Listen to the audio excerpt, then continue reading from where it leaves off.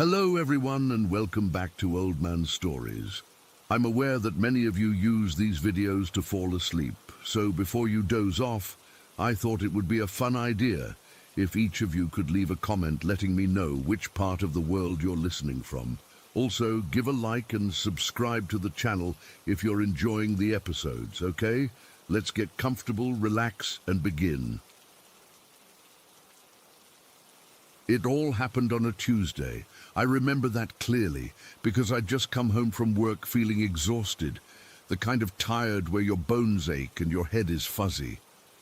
My grandmother had been sick for a few months. Nothing too serious at first, just some age-related stuff, but lately she'd been fading, and it was hard to watch. We were close, you know? I'd visit her every weekend, bring her groceries, just sit and talk. That night, I went to bed around 11. After scrolling through my phone for a bit and trying to unwind, I fell asleep pretty quickly, which was unusual for me because I'm normally a light sleeper. Then, the dream started. It wasn't like any dream I'd ever had before. It felt more real than waking life. I was standing at the bottom of this massive staircase, and it was surrounded by this soft, glowing light, like the kind you see in those old paintings of heaven. The steps were wide and made of something that looked like marble, but it wasn't cold. It felt warm under my feet, almost like it was breathing. The air around me was full of clouds, but they weren't wet or heavy, just fluffy and white, and they seemed to shift and swirl like they had a mind of their own. I could hear a faint humming, like distant music, but no words, just this peaceful sound that made my chest feel light. And then I saw my grandmother. She was standing a few steps ahead of me, looking younger than I'd seen her in years. Her hair was back to its natural color, not gray, and she was wearing this simple blue dress she always loved. She smiled at me, and it was that same warm smile I'd known my whole life. But there was something different about it, like she was relieved, happy in a way I'd never seen before. She reached out her hand and I took it without thinking. Her skin felt smooth, not wrinkled, and her grip was strong. "Help me up, sweetie," she said, and her voice was clear, not raspy like it had been lately. We started climbing the stairs together, and with each step, the light got brighter, but it didn't hurt my eyes. It was comforting, like being wrapped in a warm blanket. We talked as we went. Ordinary stuff, like how I was doing at work, whether I was eating enough, the kind of things she always asked, but then she stopped about halfway up and turned to me. "You can't go any further," she said, and her voice was soft but firm. "Thank you for walking with me. It's time to say goodbye." She hugged me, and I could feel the warmth radiating from her, like she was filled with that light. Then she let go and continued up the stairs alone, fading into the clouds until I couldn't see her anymore. I woke up right after that, and it was still dark outside. I checked the clock on my nightstand. It was just past 4 in the morning. For a moment I felt amazing, like I'd had the best sleep of my life. My body felt light, and my mind was clear. No more fuzziness. I even had this sense of peace, like everything was going to be okay. But as I lay there, staring at the ceiling, a chill started to creep in. The dream had been so vivid, so real, that it didn't feel like a dream at all. I could still smell this faint scent of flowers, like the lilac she used to grow in her garden, and my hands tingled where I'd held hers. I got out of bed and went to the kitchen to get some water. My heart was beating a little too fast, and my palms were sweaty. I kept replaying the dream in my head. The staircase, the light, her smile. It should have been comforting, but something about it felt off. Why did she say goodbye like that? She hadn't seemed like she was on death's door the last time I saw her. I tried to shake it off, telling myself it was just a dream, but the feeling stuck with me. The sun started to come up, and I decided to make coffee and get ready for work. As I was brushing my teeth, I caught my reflection in the mirror, and my eyes looked different, wider, like I'd seen something I couldn't unsee. I kept feeling this urge to call my grandmother, just to check on her, but I didn't want to wake her up too early. So I went about my morning routine, but everything felt surreal. The sounds of the traffic outside were muffled, and the light coming through the windows had this strange golden quality, like in the dream. I left for work around 8, and the whole drive there, I couldn't stop thinking about the staircase. What if it was some kind of premonition? I'm not superstitious, but this felt too real to ignore. At work, I tried to focus on my tasks, but my mind kept drifting back. I'd be typing an email, and suddenly I'd feel that warmth from the dream, or hear that humming in the back of my mind. Around 11, my phone buzzed. It was my mum. My stomach dropped immediately because she never calls during work hours unless it's important. I answered, and her voice was shaky. "She's gone," she said, and I didn't need to ask who. My grandmother had passed away in her sleep early that morning. The doctors said it was peaceful, probably around 4 o'clock. That was the exact time I woke up from the dream. I don't remember much after that. I must have told my boss I needed to leave, because the next thing I knew, I was sitting in my car, hands trembling on the steering wheel. The peace I'd felt earlier was gone, replaced by this cold, gripping fear. Had I really walked her to heaven, or had I been part of something else? The thought made my skin crawl. I drove home in a daze, and when I got inside, the silence felt heavy, oppressive. I kept expecting to see that light again, or hear her voice. Later that day, I went over to my mom's house to help with arrangements. Everyone was crying, sharing memories, but I couldn't bring myself to tell them about the dream. It felt too private, too strange. I just sat there, feeling numb, and every time I closed my eyes, I saw that staircase. The weirdest part was that my hands still tingled, like I'd actually held hers, and sometimes I'd catch a whiff of those lilacs out of nowhere. As the day wore on, the fear grew. What if the dream wasn't a one-time thing? What if it meant I was connected to something beyond, something I didn't understand? I started noticing little things, shadows moving in the corner of my eye, or the temperature dropping suddenly in a room. Once I thought I heard her calling my name, but when I turned, no one was there. By evening, I was a wreck. I couldn't eat, couldn't sleep. I just sat on my couch, staring at the wall, waiting for something to happen. And that's where it ends, I guess. I never figured out what it all meant. Was it a beautiful farewell or something more sinister? All I know is that day changed me, and I'm still trying to make sense of it.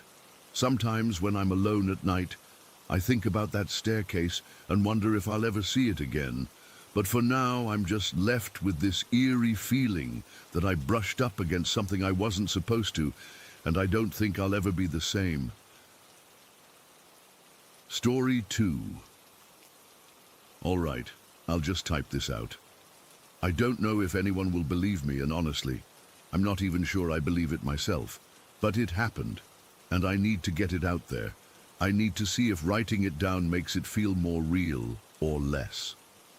My hands are still a little shaky thinking about it.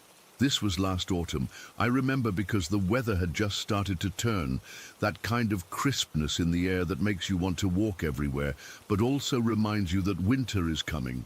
And it's going to be brutal. I was in a really, really bad place. My job had evaporated over the summer. My savings were basically gone, and the relationship I thought was going somewhere had just ended in this slow, painful fizzle. I was living in this shitty studio apartment in Bushwick, the kind where you can hear every single one of your neighbors' conversations, and the radiators sound like they're full of angry ghosts. I'd been spending most days just lying on my couch, staring at the water stain on the ceiling that looked like a distorted map of Florida, cycling through this loop of anxiety and a weird, numb emptiness. I hadn't showered in a couple days. I was living on delivery and cereal, and the world just felt grey and heavy. It was a Tuesday, I think. Yeah, a Tuesday afternoon. I'd just gotten off a pointless phone call with my mum where I'd lied and told her everything was fine, that I had some promising interviews lined up. After I hung up, the silence in the apartment felt thicker than ever. I remember the light was coming in through the window, that late afternoon golden hour light, and it was hitting all the dust motes floating in the air, making them look like tiny, swirling sparks. I was just sitting on the edge of my bed, feeling the weight of my own life pressing down on my shoulders. And I remember thinking so clearly, I can't do this anymore. I just can't. It wasn't a suicidal thought, not really. It was just this profound feeling of being completely broken, of having no fuel left in the tank. And that's when it happened. There was no sound, no flash of light, nothing like that. 1 second I was alone in the room, and the next there was someone else standing near the window, right in that beam of sunlight. My first thought wasn't fear, it was just confusion. My brain tried to rationalize it. Maybe I'd fallen asleep. Maybe my neighbor had somehow gotten in, even though my door was locked. But then I looked, really looked, and my whole body went cold, and then hot all at once. It was a man, or at least it looked like a man. He was tall and lean, dressed in clothes that were just normal. Dark jeans, a simple grey t-shirt, a worn-looking leather jacket, but nothing about him was normal. The light from the window wasn't just hitting him. It seemed to be coming from him, a soft golden glow that clung to his skin and clothes. His hair was this messy light brown mop, and his eyes were the most unsettling part.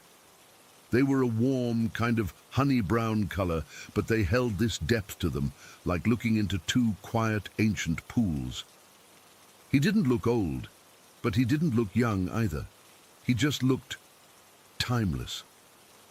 He smiled, and it was a gentle smile, but it didn't reach his eyes in a human way.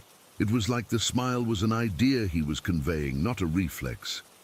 "Hey," he said. His voice was calm, smooth. It didn't echo, but it had a resonance to it that felt like it was vibrating right inside my skull. "Rough day?" I couldn't speak. I just stared, my mouth hanging open. My heart was hammering against my ribs so hard I thought it might crack one. I remember the feeling of the cheap polyester bedspread under my fingers, the gritty texture of a crumb I must have missed. Those stupid, mundane details are burned into my brain. "My name is Tibri," he said, taking a slow, casual step forward. He didn't seem to walk so much as glide, his movements utterly fluid. "I'm just passing through, thought you could use a little pick-me-up." He reached into the pocket of his jacket and pulled out a small, neatly rolled joint and a cheap plastic lighter. He held them out to me. The whole situation was so absurd, so completely bizarre, that a hysterical laugh almost bubbled out of me. An angel, or whatever he was, offering me weed. "What? Who are you?" I finally managed to choke out. My voice was a dry croak. "I told you, Tibri." He tilted his head. "And I'm a friend. Take it. It'll help take the edge off. You're carrying so much, you don't have to." The fear was still there, a cold knot in my stomach, but it was starting to be overshadowed by this overwhelming magnetic curiosity. And beneath that, a tiny, desperate part of me was screaming that I did want to take the edge off. I wanted it more than anything. Slowly, my hand trembling, I reached out and took the joint and the lighter from him. Our fingers didn't touch. There was a space of about an inch between his skin and mine, and I felt a warmth, like standing near a heating vent. "Go on," he said, his gaze steady on me. My hands were shaking so bad I could barely get the lighter to work. I finally got the flame going and put the joint to my lips. The first inhale was harsh, but familiar. I held it in, my lungs burning, and then exhaled a cloud of smoke. It was good stuff, really good. Smooth after that first hit with a sweet, earthy taste. I took another pull, and as I did, Tibri started talking. It wasn't a lecture. It was just reassurance. He talked about my life, but not in a "I know everything about you" creepy way. It was more like he was pointing out things I already knew, but had forgotten. That job, it wasn't your passion, he said, his voice soft and rhythmic. It was a cage. You felt relief when it ended, even through the fear. Admit it. And he was right. I had felt a sick kind of relief. That person who left, he continued, not even using a name, they were a lesson, not a destination. Their energy was pulling you down. You can feel the space they left behind now, can't you? It's not empty, it's just clear, ready for something new. He spoke about my family, about my childhood, about tiny, insignificant moments of kindness I'd shown to strangers that I'd completely forgotten about. He wasn't judging, just observing, and his observations felt like absolute truth. With every word he spoke, and with every hit of the joint, the heavy grey weight I'd been carrying began to dissolve. It was like a physical sensation. I felt my shoulders relax for the first time in months. The tightness in my chest loosened. The constant buzzing static of anxiety in my head just quieted. It was the most profound peace I have ever felt. It wasn't a drugged-out bliss. It was a clear, sharp, sobering clarity. I saw my own life from a distance, and it didn't look like a failure. It just looked like a path. "You're going to be okay," Tibri said, and I believed him. I believed him with every fiber of my being. We sat there in silence for a few minutes, me smoking, him just being. The light around him seemed to pulse gently. I noticed then that he didn't cast a shadow. The late sun was streaming in, but where his feet touched the floor, there was nothing. Just the worn-out hardwood. Eventually, I finished the joint. I stubbed it out in an old mug I had on the nightstand. I felt calm, centered, hopeful even. "Thank you," I said, and I meant it more than I've ever meant anything. Tibri gave me that same gentle, conceptual smile. "That's all I'm here for, just to offer a little kindness." He stood up. "Now, I want you to do something for me." "Anything," I said, and I wasn't just saying it. "Spread it," he said simply. "That feeling you have right now, the relief, the peace, don't hoard it, give it away. Be kind, in big ways, in small ways, just spread it." I nodded, tears welling in my eyes. It sounded so simple, so obvious. He reached into his pocket again and pulled out a small white business card. It was blank, except for a phone number printed in a simple black font. He handed it to me. "If you ever feel like you're losing your way, you can call this number. But only if you really need to." I took the card. It felt like ordinary cardstock, and then he started to fade. It wasn't a dramatic poof or a blinding flash. It was like he was made of the same golden light that surrounded him, and that light just began to dissipate, to unravel. He became translucent, the details of his jacket and jeans blurring, merging with the sunlight in the room.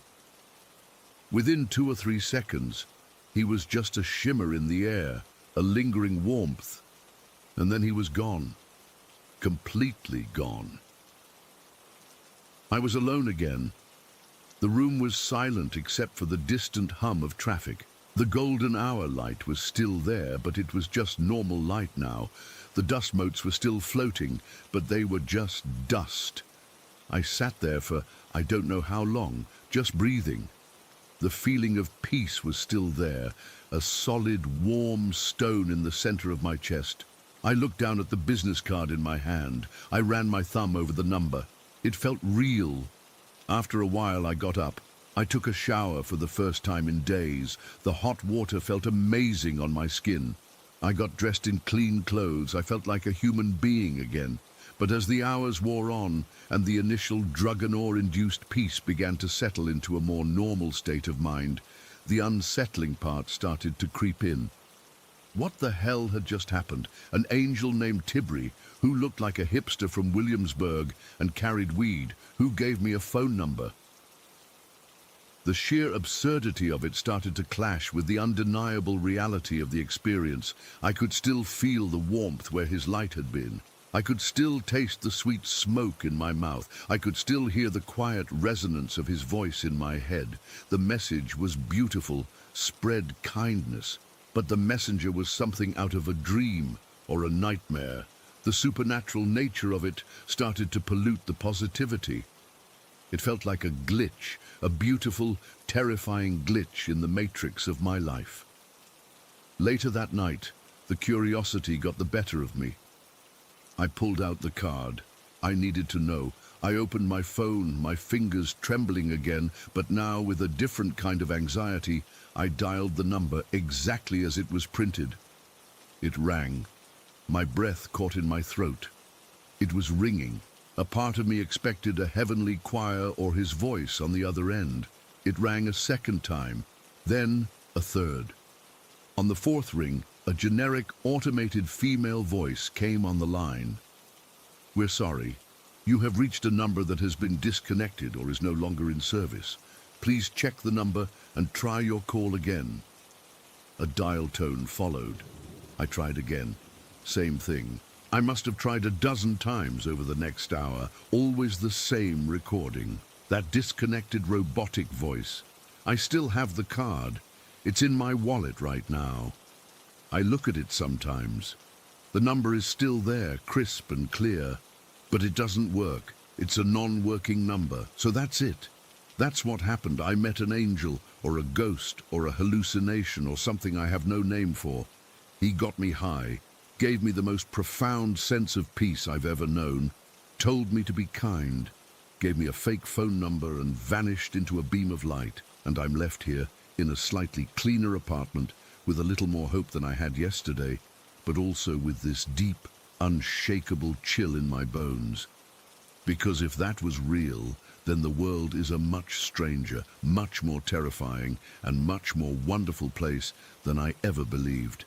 And if it wasn't real, then my own mind is capable of conjuring experiences so vivid and life-altering that I can't tell them apart from reality. I don't know which possibility scares me more. I've been trying to spread kindness, like he said. I held the door for someone today for way too long. I bought a coffee for the guy behind me in line. It feels good, but every time I do it, I think of him. I think of the light he was made of and the number that doesn't work, and I'm left with this one, burning, unanswerable question that I know will haunt me for the rest of my life. What was his soul? Story 3. All right, so I'm just going to type this out. I don't know if anyone will even believe me, and honestly, I don't really care if you do or not. I just need to get it out there because it's been eating at me for weeks now, and I can't shake the feeling that something is fundamentally wrong with, well, everything. It was a Tuesday, middle of the afternoon. I remember because Tuesdays are usually dead, and we'd just gotten out of our last class for the day. Me and my two friends decided to hit up the KFC on the corner of Main and 5th. It's not a great KFC, kind of rundown. The floors are always a little sticky and the air smells like old grease and lemon cleaner, but it's cheap and close to campus. We found a booth in the back, the one with the ripped red vinyl seat that pinches your leg if you slide in wrong. I took the side facing the door. My friends were across from me, already unwrapping their chicken sandwiches, talking about some party that weekend. I wasn't really paying attention. I was typing on my BlackBerry. I remember that clearly, because I'd been trying to send a text to my mom, telling her I'd be home late, and the trackball was being sticky, making that grinding sound it gets when crumbs get inside it. So I'm there, head down, thumbs tapping away, frustrated with this stupid phone. The background noise was just my friends chatting and the distant hum of the fryers from the kitchen. I finally managed to send the text, and I looked up just to take a break from staring at the tiny screen. And that's when it happened. It was like a physical jolt, like I'd been tasered right in the chest. My heart didn't just skip a beat, it slammed into my ribs so hard I actually gasped. My breath caught in my throat. For a second the whole world went silent and sharp, like someone had turned up the resolution on reality. I knew this. I knew this exact moment. Months ago, I'd had a dream. It was one of those weird, hyper-realistic dreams that stick with you for a few hours after you wake up, and then you forget about them. In the dream, I was sitting in a booth in a fast food place. I was typing on my BlackBerry. I looked up and I felt this same exact gut-punching feeling of significance. And then, in the dream, I turned my head to the left. My body knew what to do before my brain did. It was like I was on rails, like my neck was being moved by some external force. I turned my head to the left, and I saw them. A woman was standing by the condiment station, holding a little girl's hand. The woman had a tired look on her face. Her hair was pulled back in a messy ponytail, and she was wearing a light blue windbreaker, even though it wasn't windy or cold that day. The little girl, she must have been about 4 or 5, was clutching a small, worn-out teddy bear in her other hand. The bear was missing one of its plastic eyes. It was them. It was exactly them. The woman, the girl, the bear, the blue jacket, every single detail was a perfect, flawless match to the dream I'd had months earlier. This wasn't déjà vu. Déjà vu is this fuzzy, distant feeling, like an echo. This was a direct, high-definition replay. It was like I was living a memory at the same time I was making it. My skin went cold and then hot. I could feel every single hair on my arms standing up. A wave of nausea rolled through my stomach. This was wrong. This was so profoundly, terrifyingly wrong. I whipped my head back to my friends. They were still talking, completely oblivious. One of them was laughing, a piece of lettuce falling out of his sandwich onto the table. "You guys," I said, and my voice came out as a croak. It was shaky and too high. "You guys, stop." They didn't stop. The one who was laughing just kept laughing, and the other one took a bite of his sandwich. "Seriously, shut up for a second," I said. Louder this time. I could hear the panic in my own voice, a raw, sharp edge to it. They finally looked at me. "What's your problem?" the one with the sandwich asked, his mouth full. I pointed a trembling finger towards the condiment station. That woman with the kid. I saw this. I dreamed this. Months ago, this exact thing. I was sitting here typing on my phone. I looked up, I turned left, and I saw them. Exactly like that. I was talking too fast, the words tumbling over each other. I could feel my hands shaking. I put them on the sticky table to steady them. My friends just stared at me. The one who'd been laughing smirked. "Dude, you're losing it. It's called déjà vu. Happens all the time." "No!" The word came out almost as a shout. A couple at another booth glanced over. I lowered my voice, leaning across the table. My heart was still hammering against my ribs.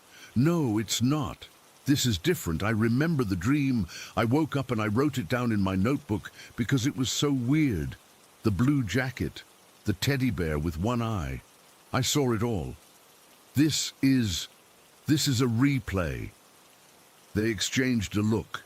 It was that look people give you when they think you're having a mental break, a mix of pity and amusement. "Okay, man," the other one said, his tone placating. "Whatever you say. You want the rest of my fries?" They just went back to their food, just like that. The conversation moved on to the baseball game that was on the TV mounted in the corner. It was the most surreal part of the whole thing. My entire understanding of reality had just been cracked open like an egg, and they were talking about batting averages. I couldn't look away from the woman and the girl. They were just standing there, the woman squeezing a packet of ketchup onto a napkin. It was so mundane, so utterly normal. But to me, it was the most horrifying thing I had ever witnessed. It was proof. Proof of what I didn't know, but it was proof that the world wasn't the solid, predictable place I thought it was. I felt dizzy. The greasy smell of the chicken, which had been comforting before, now made my stomach churn. The fluorescent lights overhead seemed to buzz louder, the sound drilling into my skull. I could feel a cold sweat breaking out on the back of my neck. I kept staring, memorizing every detail, as if by doing so I could somehow lock this moment into reality and prove I wasn't insane. The woman finished with the ketchup, took the little girl's hand again, and they walked towards the door. As they passed our booth, the little girl looked right at me. Her eyes were a very light, almost greyish blue, and she smiled. It wasn't a creepy smile, not like in a horror movie. It was just a normal little kid smile.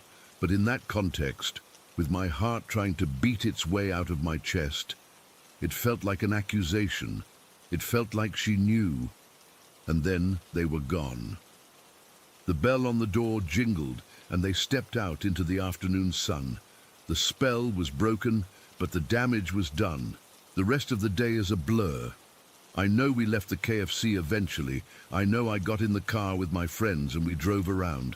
I know they were still talking and laughing, and I tried to join in. I really did. But my responses were automatic. My mind was a million miles away, trapped in that booth, reliving that jolt of adrenaline over and over. It felt like I had been given a glimpse behind the curtain, like reality is just a stage, and most of the time we're all just actors following a script we don't know exists. But for one split second, I'd seen the stagehands. I'd seen the script in my hands months before I was supposed to read my lines. This wasn't a feeling of magic or wonder. It was pure, undiluted terror. It's the terror of realizing that your own mind is not entirely your own, that your experiences might not be yours first, that consciousness, I don't know how to explain it. It feels like it's bigger than my brain, like my brain is just a radio receiver. And for a moment, it picked up a broadcast from the future, a broadcast of my own life. I've tried to rationalize it. I've Googled everything I can think of: precognition, vivid dreams, neurological disorders. Nothing fits. Déjà vu is a fleeting feeling of familiarity. This was a full-blown, detailed memory playing out in real time. It was a recording. I had lived this moment twice. The worst part is the absolute certainty. I am as certain that I dreamed that moment months ago as I am certain that I am sitting here typing this now. There is zero doubt in my mind, and that certainty is isolating. I can't prove it. My friends think I'm crazy. If I told my family, they'd probably suggest I see a therapist. There's no evidence, just this bone-deep, unshakable knowledge that something is wrong. I keep thinking about that little girl's smile. Why did she smile at me? Was it just a random friendly kid thing, or was it something else? A recognition, a sign? I'll never know. We finished our day. We went to the library. We got coffee. I went home. I did my homework. I went to bed. On the surface, everything was normal, but it wasn't. It will never be normal again. The world looks the same, but it feels thin, like a painted backdrop. I keep waiting for another seam to show, for another moment to slip, for another jolt that tells me none of this is as solid as it seems. It's been weeks, and I still feel haunted, not by a ghost, but by an idea. The idea that we are all just living a pre-written story, and once in a while, by some cosmic glitch, you get to read a page ahead of time, and knowing that even for a second changes everything forever. I was in a KFC typing on my BlackBerry, and I looked up, and now I can't ever look at the world the same way again. I just can't. Story 4. I've never been one to believe in ghosts or anything like that, but growing up in my grandparents' house in the Philippines changed that. It's this big, old place that's seen generations of our family. And it's always had this vibe, you know, like something's just off. The basement is the heart of it all, unfinished, always colder than the rest of the house, and no matter how many times we tried to ignore it, weird things kept happening down there. I'm sharing this because it's been on my mind lately, and I need to get it out.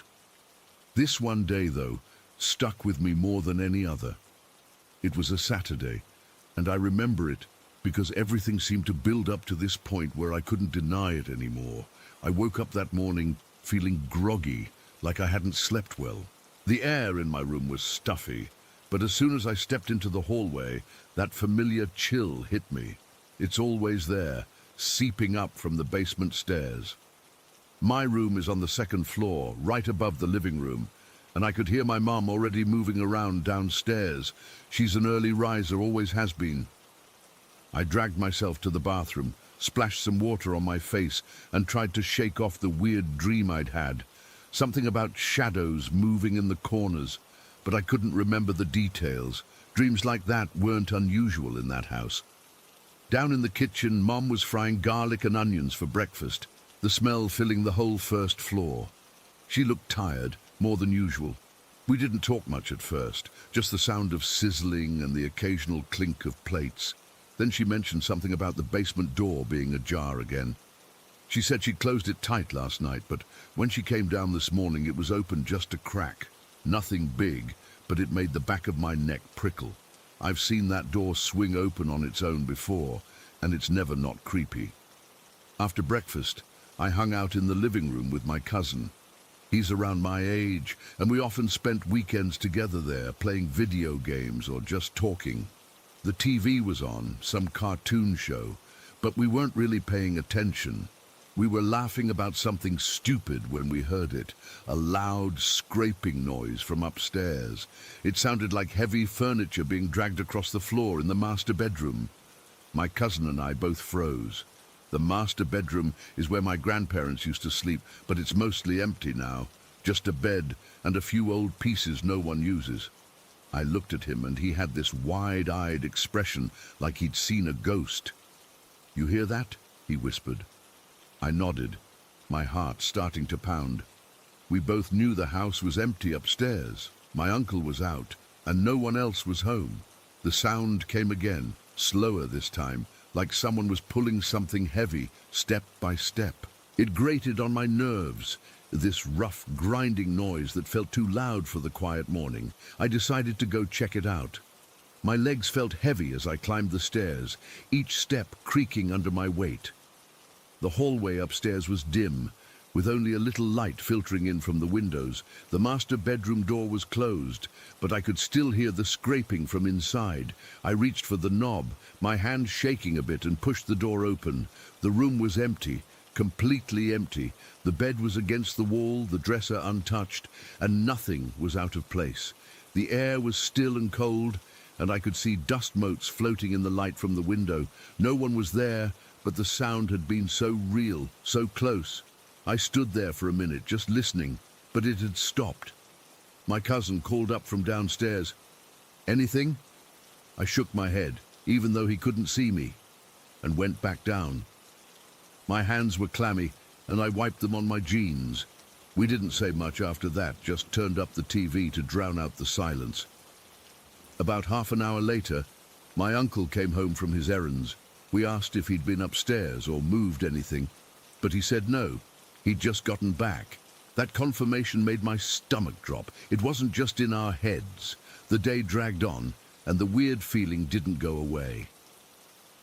Around midday, my cousin and I were in the dining room, trying to distract ourselves with a card game.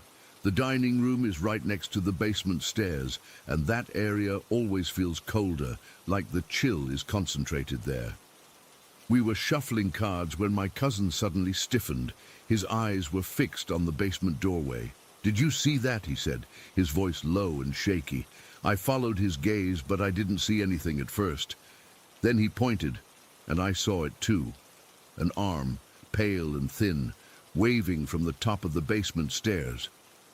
It was gesturing, like it was beckoning us to come closer. My blood ran cold. I've heard stories about that arm from him before, but seeing it myself was different. It wasn't a full figure, just an arm, moving slowly, almost lazily, like it was teasing us. We both stared, frozen, for what felt like minutes but was probably only seconds. Then it was gone. Just like that. The basement stairs were empty again, but the image was burned into my mind. My cousin was pale, his hands trembling. "That's the same thing I saw last time," he muttered. "We didn't go near the stairs after that. We just stayed put, too scared to move." Later in the afternoon, I was helping Mom in the kitchen when she brought up the time she saw my aunt's ghost. She was stirring a pot of soup, and she said, "You know, years ago, I was cooking lunch, and I saw your aunt walk across the living room. She was dragging her slippers, just like she always did. I thought she was home, so I added extra food to the pot. When I called out, no one answered. I was alone." She didn't look at me when she said it, just kept stirring, like it was any other story, but I could hear the unease in her voice. She's not one to make things up, and she's lived in this house longer than I have. Then she mentioned the shirtless man. Another time, she said, I saw a man going down the basement stairs. He was dark-skinned, shirtless, wearing jeans. I thought it was your uncle or someone, but when I checked, no one was there. I'd heard that one before too, and my uncle had seen the same figure outside his window on the second floor, even though there's no balcony or anything to stand on. It's always connected to the basement. As evening rolled in, the house got quieter. The sun started to set, casting long shadows through the windows. My cousin had gone home, and I was alone in my room trying to read a book, but I couldn't focus. Every little noise made me jump. The house settling, the wind outside, anything. I kept thinking about that arm, the dragging sound, all of it.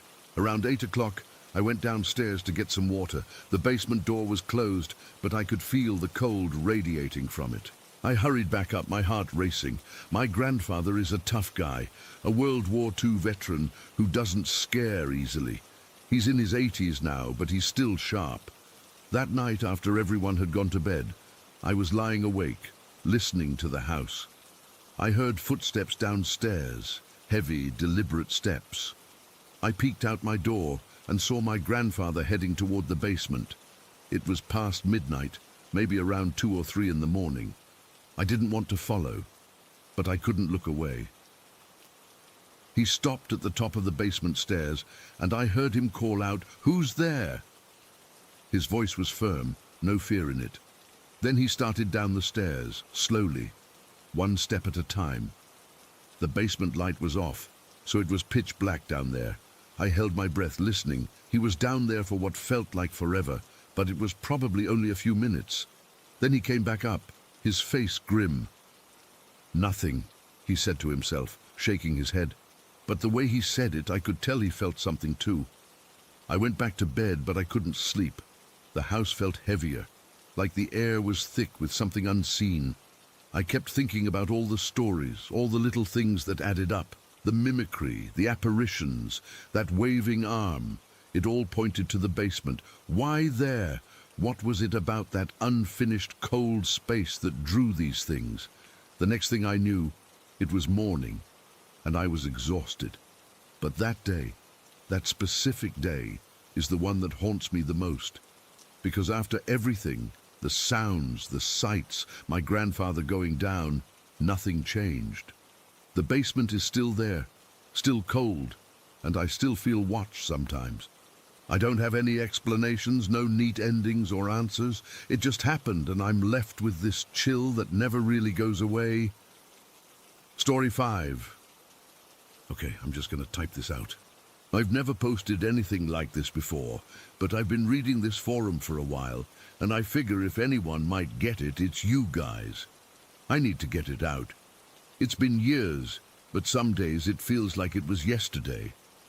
This happened in Savannah, Georgia. I don't live there anymore. I can't. It was a Tuesday, I remember, because Tuesdays were always dead at the bar I liked, this place called the Rusty Nail. It wasn't anything special, just a long, dark room with a sticky floor, and that smell of old beer and disinfectant that never quite goes away. I was there because my head was a mess. My girlfriend Sarah had left me about 3 months before. She didn't just leave. She packed a single bag while I was at work and vanished. No note, no call. Her phone was disconnected. It was like she'd been erased. I was drinking too much, I know that. But that night, the silence in my apartment was worse than the hangover, so I went to the Nail, just to be around the noise of a TV and the clinking of glasses. I was on my second beer, just staring at the wood grain of the bar, tracing a water stain with my finger, when he sat down next to me. I didn't hear him approach. 1 second the stool was empty, the next he was just there. I glanced over, and the first thing I noticed were his eyes. They were this piercing, flat grey, like a sky right before a storm hits. No light in them at all, and he was smiling, but it wasn't a friendly smile. His teeth were sharp, not like vampire sharp in a movie, but unnaturally pointed, like they'd been filed down to little points. It made his smile look predatory, like a piranha. He was dressed in a way that screamed money, a suit that looked like it was tailored just for him. Dark charcoal, with a white shirt so crisp it seemed to glow in the dim bar light. A tie that probably cost more than my rent. It was weird. People like him don't go to the Rusty Nail. He didn't say hello. He just looked at me and said, "Rough night?" His voice was calm, smooth, but it had a weird resonance to it, like it was coming from somewhere else in the room, not from him. I just shrugged and mumbled something about it being okay. I wanted him to go away. He ordered a whiskey neat, and the bartender, Dave, who usually has something smart to say to everyone, just nodded silently and poured it without a word. The man, Jimmy, I'd learn his name in a minute, took a sip and then turned those grey eyes back on me. "You're thinking about Sarah," he said. A cold knot tightened in my stomach. "How do you know about Sarah?" He just smiled that pointed smile. "We know a lot of things." He took another sip. "My name's Jimmy. Jimmy C." I didn't offer my name. I was too busy feeling like the floor had dropped out from under me. How could he know? I hadn't talked about her to anyone at the bar. I hadn't talked about her to anyone, period. "She's safe, by the way," he said, as if reading my mind, which, at that point, I was starting to wonder if he could. "Safer than she was with you, anyway." "Who are you?" I asked, my voice tighter than I wanted it to be. He ignored the question. "You like to fish, don't you? Out on the Wilmington River. You've got a little spot, past the 3rd dock, where the old oak tree hangs over the water." My blood ran cold. That was my spot. My dad showed it to me when I was a kid. I never took Sarah there. I never took anyone there. It was my place to be alone. "You were planning on going this weekend," he continued, his voice conversational, like we were talking about the weather. "Don't. I'd hate for you to fall in. The current there is tricky. It would pull you right under. You'd fight it for a minute, but the water would fill your lungs. It's a cold way to go. I would have drowned you there if you went." He said it so matter-of-factly, like he was stating a simple truth. I would have drowned you. Not you could drown, but I would have. My hand was shaking so bad I had to put my beer down. The condensation felt freezing on my skin. "What the hell is wrong with you?"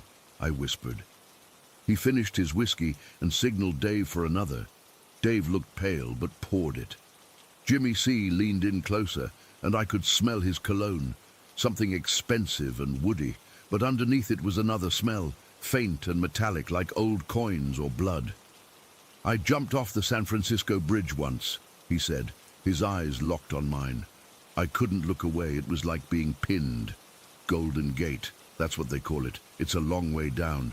You have a lot of time to think, and when I was falling, I saw you. I saw all of you, and we were watching you. My mind was reeling. He kept saying we. Who was we? And the bridge. People don't survive that jump. It's not possible. "You're lying," I managed to say, but it sounded weak, even to me. He just smiled again. "You'll see, my next car is going to be a black Mercedes. I've always liked them. Clean lines, powerful. The license plate will be Utopia. You'll see it around. Think of me when you do." He stood up then, straightening his suit jacket. He left a $100 bill on the bar for a $20 drink. He didn't look back at me. He just walked out, and the door swung shut behind him, the little bell jingling like everything was normal. I sat there for I don't know how long, just staring at the space where he'd been. My heart was hammering against my ribs. Dave came over eventually and picked up the money. "You okay, man?" he asked. "You look like you've seen a ghost." "Who was that?" I asked, my throat dry. Dave shook his head, his brow furrowed. "I don't know. Never seen him before. He gave me the creeps, I'll tell you that. The way he looked at you. I thought about calling the cops, but he didn't do anything, you know? But he had done something. He'd crawled inside my head and left something rotten there. I paid my tab and left, walking out into the humid Savannah night. The air felt heavy, oppressive. Every shadow seemed to move. Every set of headlights felt like it was aimed at me. I kept expecting to see a black Mercedes. I drove home, my hands gripping the wheel so tight my knuckles were white. I checked the rearview mirror every few seconds. My apartment felt different when I got inside. The silence wasn't just empty anymore. It was watchful. I locked the door and put a chair under the knob, which was something I'd only ever seen in movies. I couldn't sleep. I just lay in bed, staring at the ceiling, hearing his voice over and over. I would have drowned you. We were watching you. A few days later, I got a package in the mail. No return address. It was a small box, and inside was Sarah's journal, the one she used to write in every night before bed. My hands were trembling as I opened it. I felt like I was violating her privacy, but a deeper, more primal fear was driving me. I flipped through it, and my eyes landed on an entry from about a month before she disappeared. The handwriting was hers, but it was frantic, shaky. October 12th. It started. I can't sleep. He was there again tonight. Jimmy. He calls himself Jimmy. See, I saw him outside the coffee shop, just standing under a streetlight, staring in. He has these grey eyes that see right through you. He knows things. He told me things about my childhood, things no one could know. He said Mark, that's me, is being watched. He said they're always watching. He smiled and his teeth are sharp like a demon's. I think that's what he is, a demon, not a metaphor, a real one. He doesn't blink enough. I'm so scared. I think I have to leave. I have to get away from here, from everything. I can't bring this down on Mark. I have to disappear. I dropped the journal like it was on fire. My whole body went cold. She didn't leave because of me. She left because of him. Because he'd been watching her too, telling her things, terrifying her. She called him a demon, and after meeting him I couldn't find a better word for it. That was the day the real haunting began. Not of my apartment, but of my life. For years after that, I was a prisoner to that one Tuesday night. I moved away from Savannah, first to Atlanta, then to Chicago, thinking distance would help. It didn't. Every time I was driving, my eyes would scan for black Mercedes. It became a reflex, a tick. I'd be at a stoplight, and my heart would lurch if I saw one in the next lane. I'd strain to see the license plate, my palms sweating, my breath catching in my throat. I saw thousands of black cars, sedans, SUVs, coupes, but never one with the plate Utopia. In a way, that was worse. The not knowing, the constant low-grade dread that today might be the day I see it. I'd be walking down the street and I'd catch a glimpse of a man in a nice suit out of the corner of my eye, and I'd freeze, my stomach clenching, waiting to see if he'd turn and show me those grey eyes. I stopped fishing. I haven't been on a boat since. The sound of water lapping against a shore makes me feel sick. I tried to rationalize it, a crazy, coincidental encounter with a deeply disturbed, wealthy man who had somehow stalked me and Sarah. Maybe he was a hacker, maybe he'd bugged our phones, but that didn't explain the things he knew. The fishing spot, the things in Sarah's childhood. It didn't explain the feeling he gave off, that ancient predatory stillness. It didn't explain the bridge, the jump. He said he jumped. I looked it up once, late one night, my screen glowing in the dark. The survival rate for a jump from the Golden Gate Bridge is almost zero. Almost. There are a handful of documented survivors, people who, by some miracle of physics and fate, survived the impact. I read their stories. They talked about the instant regret, the blinding pain. None of them talked about seeing people on the way down. None of them talked about we. And that's the thing that stays with me, the hook that's been buried in my psyche for years. The we. Who was watching? What were they? He wasn't just a man. He was a thing that delivered a message, a warning that was also a promise that I was seen, known and catalogued, that my life was a small, observed thing in a much larger, darker picture. It's been 8 years. I have a different job, a different life in a different city. I've tried to move on, but then, just last Tuesday, I was driving home from work. It was raining, the kind of grey, miserable drizzle that makes the world feel small. I was stopped at a red light, wiping fog off my windshield, not really paying attention. I looked to my left.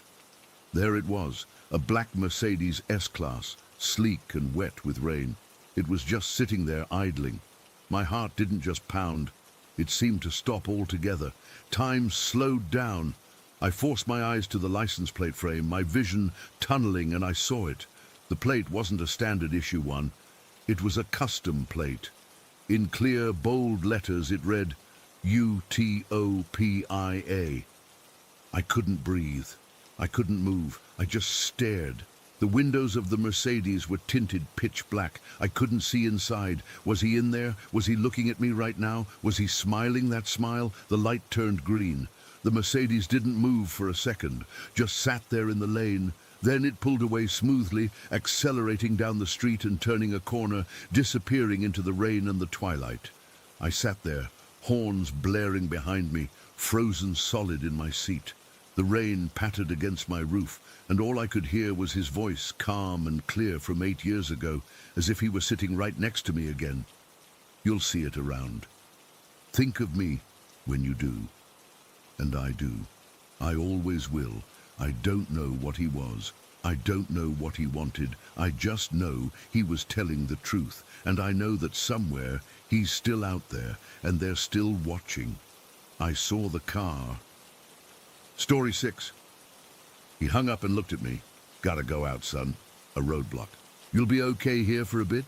I was 12, of course I said yes, but then he paused and I saw something flicker in his eyes. Not fear, exactly. More like consideration. You know what? He said. Grab your jacket. You can ride along, just stay in the car. It'll be good for you to see what we actually do out here. My heart did a little jump. This was the coolest thing that had ever happened to me. I pictured him writing speeding tickets, maybe chasing down a car, all the exciting stuff you see on TV. I had no idea. The night was cold for the season, a damp chill that went right through your clothes. We were in his personal truck, not a cruiser, which should have been my first clue. This wasn't a normal traffic stop. He explained it to me on the way. They'd gotten a weird call. Nothing specific, just a couple of reports of a car driving erratically down one of the long, lonely back roads that cut through the woods and farmland. They were setting up an informal roadblock, a couple of officers, just to see if they could spot it and make sure the driver was okay. No lights, no sirens. Low key. We pulled off the main asphalt onto a gravel turnout, about 20 minutes outside of town. It was pitch black, the kind of dark you only get miles from any city lights. 2 other county cars were already there, their engines off, just their parking lights on, casting weak yellow pools on the gravel. I could see the silhouettes of the other officers inside. My dad pulled up behind them and killed our engine too. Remember, he said, his voice low, you do not get out of this truck. No matter what. You see anything, you duck down, understood? I nodded, my throat suddenly dry. The excitement was starting to curdle into a low-grade nervousness. This felt serious. He got out, and I watched him walk over to the other cars. He talked to the senior officer, a guy named Miller who I knew from barbecues. Miller was a big, calm man, the kind who never seemed rushed. Right now, even from inside the truck, I could see he wasn't calm. He was standing stiffly, his arms crossed, looking down the road. The other 2 officers got out, and they all stood in a small huddle. They weren't talking much. They were just waiting. The only sounds were the crunch of their boots on the gravel and the endless chorus of crickets and frogs from the surrounding fields. We waited for what felt like an hour. It was probably only 20 minutes. I was fighting to keep my eyes open, the warmth of the truck cab and the boredom starting to lull me to sleep. Then I saw my dad's posture change. He straightened up, his head tilting. The other officers did the same. A second later, I heard it too, the faint, growing hum of an engine coming from the direction of the deep woods. My dad looked back at the truck, right at me, and made a sharp, downward motion with his hand. Get down! I slid off the seat and crouched on the floorboards, my heart hammering against my ribs. I was peeking over the dashboard. my eyes just above the level of the window. The headlights appeared first, two bright pinpricks in the distance that swelled quickly. The car was moving fast, too fast for this road. It was a sedan, I could see that much. As it got closer, maybe 100 yards out, one of the officers, a younger guy named Roberts, stepped into the road and flicked on a powerful flashlight, waving it to signal the car to stop. That's when I saw it, and I know what I saw. I've gone over it 1,000 times in my head. On the roof of the car, it looked like a white blanket had been tossed up there. It was flapping and whipping in the wind, one corner caught and fluttering madly. It was so out of place. Who drives around with a blanket on their roof? The car, a light-colored Toyota Corolla, I remember that clearly, didn't slow down. It kept coming, and as it got closer under the beam of Robert's flashlight, the blanket resolved itself. It was a person, a woman, dressed in what looked like a long white nightgown or a thin dress. She was lying flat on her stomach, face down, on the roof of the moving car. Her arms were splayed out to her sides, her long dark hair whipping around her head like a nest of snakes. She was pressed flat against the metal, as if held there by the speed or by some incredible force. I stopped breathing. My brain just short-circuited. This wasn't a person hanging on. This was something else. She was too still, too flat. It was like a mannequin had been glued to the roof. Robert stumbled back, his flashlight beam jerking wildly. The other officers, including my dad, froze for a split second, their hands going to their holsters. The car was almost on them, and then it stopped. Not a screeching halt, but a fast, hard stop, the kind that makes the chassis dip forward. The moment the car came to a complete standstill, the woman on the roof moved. She didn't sit up. She didn't roll off. She slid. It was the most unnatural thing I have ever witnessed. As if the roof was tilted, she slid backwards, head first, towards the rear windshield. It was a smooth, continuous motion, like oil sliding across glass. There was no struggle, no flailing of limbs. Her body just poured itself backwards, over the edge of the roof, and disappeared behind the car. She was just gone. I remember my own breath, fogging the window, my fingernails digging into the dashboard. The officers on the ground were stunned into silence for a good 3 or 4 seconds. Then everything happened at once. Roberts and the other officer had their guns out, pointed at the ground, but ready. My dad and Miller approached the driver's side door, their own flashlights trained on the window. "Driver, keep your hands where we can see them." Miller's voice boomed in the quiet night, sharp and commanding. The driver's window rolled down. I could see a man inside, his face pale and stunned in the intersecting beams of the flashlights. He had a military-style haircut, and he looked terrified, but also confused. He put his hands on the steering wheel, exactly as he was told. My dad was talking to him, his voice lower, calmer. I couldn't hear the words. After a moment, the driver, his movements slow and deliberate, opened the door and got out. He was wearing a green army jacket. He stood by the car, his hands still visible, while Roberts patted him down. He was clean, no weapons. The whole time my eyes were glued to the roof of the Toyota. It was empty, just bare light-colored metal, gleaming dully in the flashlight beams. There was no woman, there was no blanket, there was nothing. My dad had the man do a field sobriety test right there on the gravel. Walk the line, touch your nose, follow the light with your eyes. The guy passed everything. He was stone cold sober. His name, he said, was Sergeant something, a staff sergeant, home on leave. He was completely coherent, his speech clear. Then my dad asked him the question, the one I knew was coming. "Sir, did you have anything on your roof? Or did you see anything unusual on your drive here?" The sergeant looked from my dad to Miller, his confusion seeming genuine. "On my roof? No. Nothing. I was just driving back to base. I did have to swerve a little while back, though. Weirdest damn thing." "What was that?" Miller asked, his voice still tight. "A bird," the sergeant said, and he actually gave a little disbelieving laugh. I know it sounds crazy, but it was just hovering there, in the middle of the road, upside down, just hanging in the air, upside down. I swerved to miss it. That was the only thing out of the ordinary. An upside-down bird. The words hung in the cold air. No one said anything. The officers looked at each other, and then their eyes, almost in unison, drifted back to the empty roof of the Toyota. My dad walked around the car. He checked the roof with his hand, running his palm over the surface. He looked in the back seat. He opened the trunk. It was empty except for a duffel bag. There was no sign of a woman, no sign of a struggle, nothing. The car was just a normal, slightly old Toyota Corolla. The senior officer, Miller, finally holstered his weapon. He walked up to the sergeant and put a hand on his shoulder.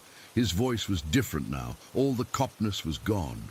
He sounded like a neighbor, like a friend giving advice. "Listen to me," Miller said, his voice low and earnest. "You need to go somewhere public. Right now. Don't go straight home. Don't go to your base. Go to a 24-hour diner, a coffee shop, anywhere with lots of lights and people. Go inside. Order a coffee. Sit for a while. An hour at least. You understand me?" The sergeant just stared at him, his mouth slightly open. He nodded slowly. Yeah, okay. A coffee shop. Why?"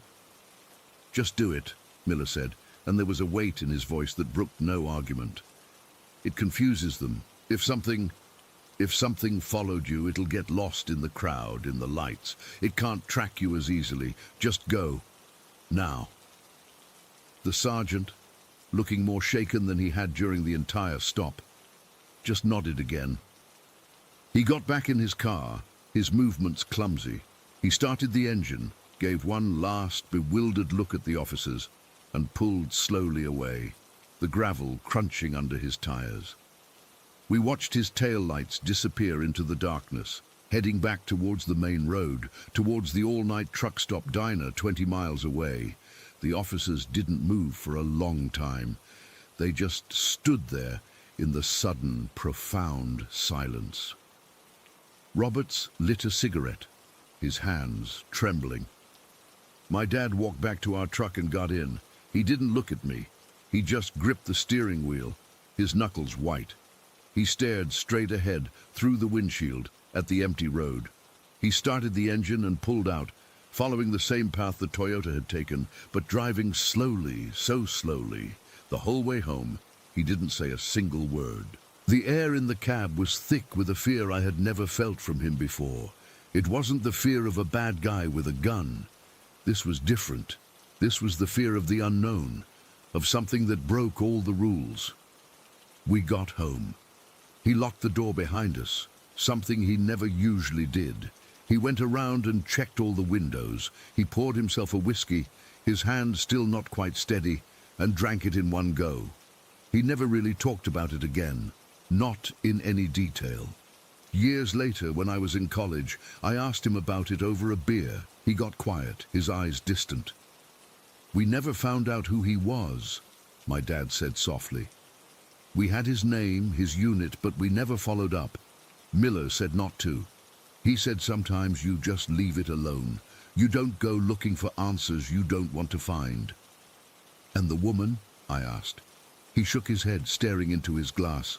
"I don't know, son. I touched the roof of that car. It was ice cold, colder than the night air, and there was nothing there, nothing at all." He took a long drink. "I think about that sergeant sometimes. I wonder if he made it to the coffee shop. I wonder what would have happened if he hadn't." That was it. That was the whole story. No explanation, no resolution. Just a man, a car, an upside-down bird, and a woman in white who slid off a roof and vanished into the Virginia night, leaving behind a chill that never really went away. My dad, a man who dealt in facts and evidence, carried that with him until the day he died. A piece of the impossible that he could never reconcile. And I carry it too. I was just a kid in a truck. But I saw it. I saw her slide. And sometimes on a cold, quiet night when I'm driving down a dark road, I'll catch a flicker of something white in my headlights. And for a heart-stopping second, I'm 12 years old again, crouched on the floorboards, watching a ghost disappear. Story 7. I never believed in any of that stuff before that day. Ghosts, spirits, nahuales. It was all just stories my abuela would tell to scare us kids. I'd roll my eyes and think, okay, old man, whatever you say. But that one visit, it changed everything. I can't explain it. I can't rationalize it. And even now, just thinking about it, my hands get cold and I feel that same knot in my stomach. It was a Tuesday in early November. I remember because the air had just started to turn, that dry, cool chill that comes before winter in that part of Mexico. I was visiting my grandpa at the old family house, the one he'd lived in his whole life, the one my great-grandmother had built. The place was massive, all faded pink stucco and wrought iron bars on the windows, with a courtyard in the middle that was always in shadow. It smelled like dust and old wood, and something else, something I could never name, a little sweet, a little bitter, like dried herbs and forgotten things. I'd driven out from the city just for the day. My mom had been pestering me to check on him, said he'd been sounding strange on the phone. When I got there, around 10 in the morning, he was already in the courtyard, sitting in his usual wooden chair, just staring at the empty fountain. He looked older than the last time I'd seen him, more shrunken.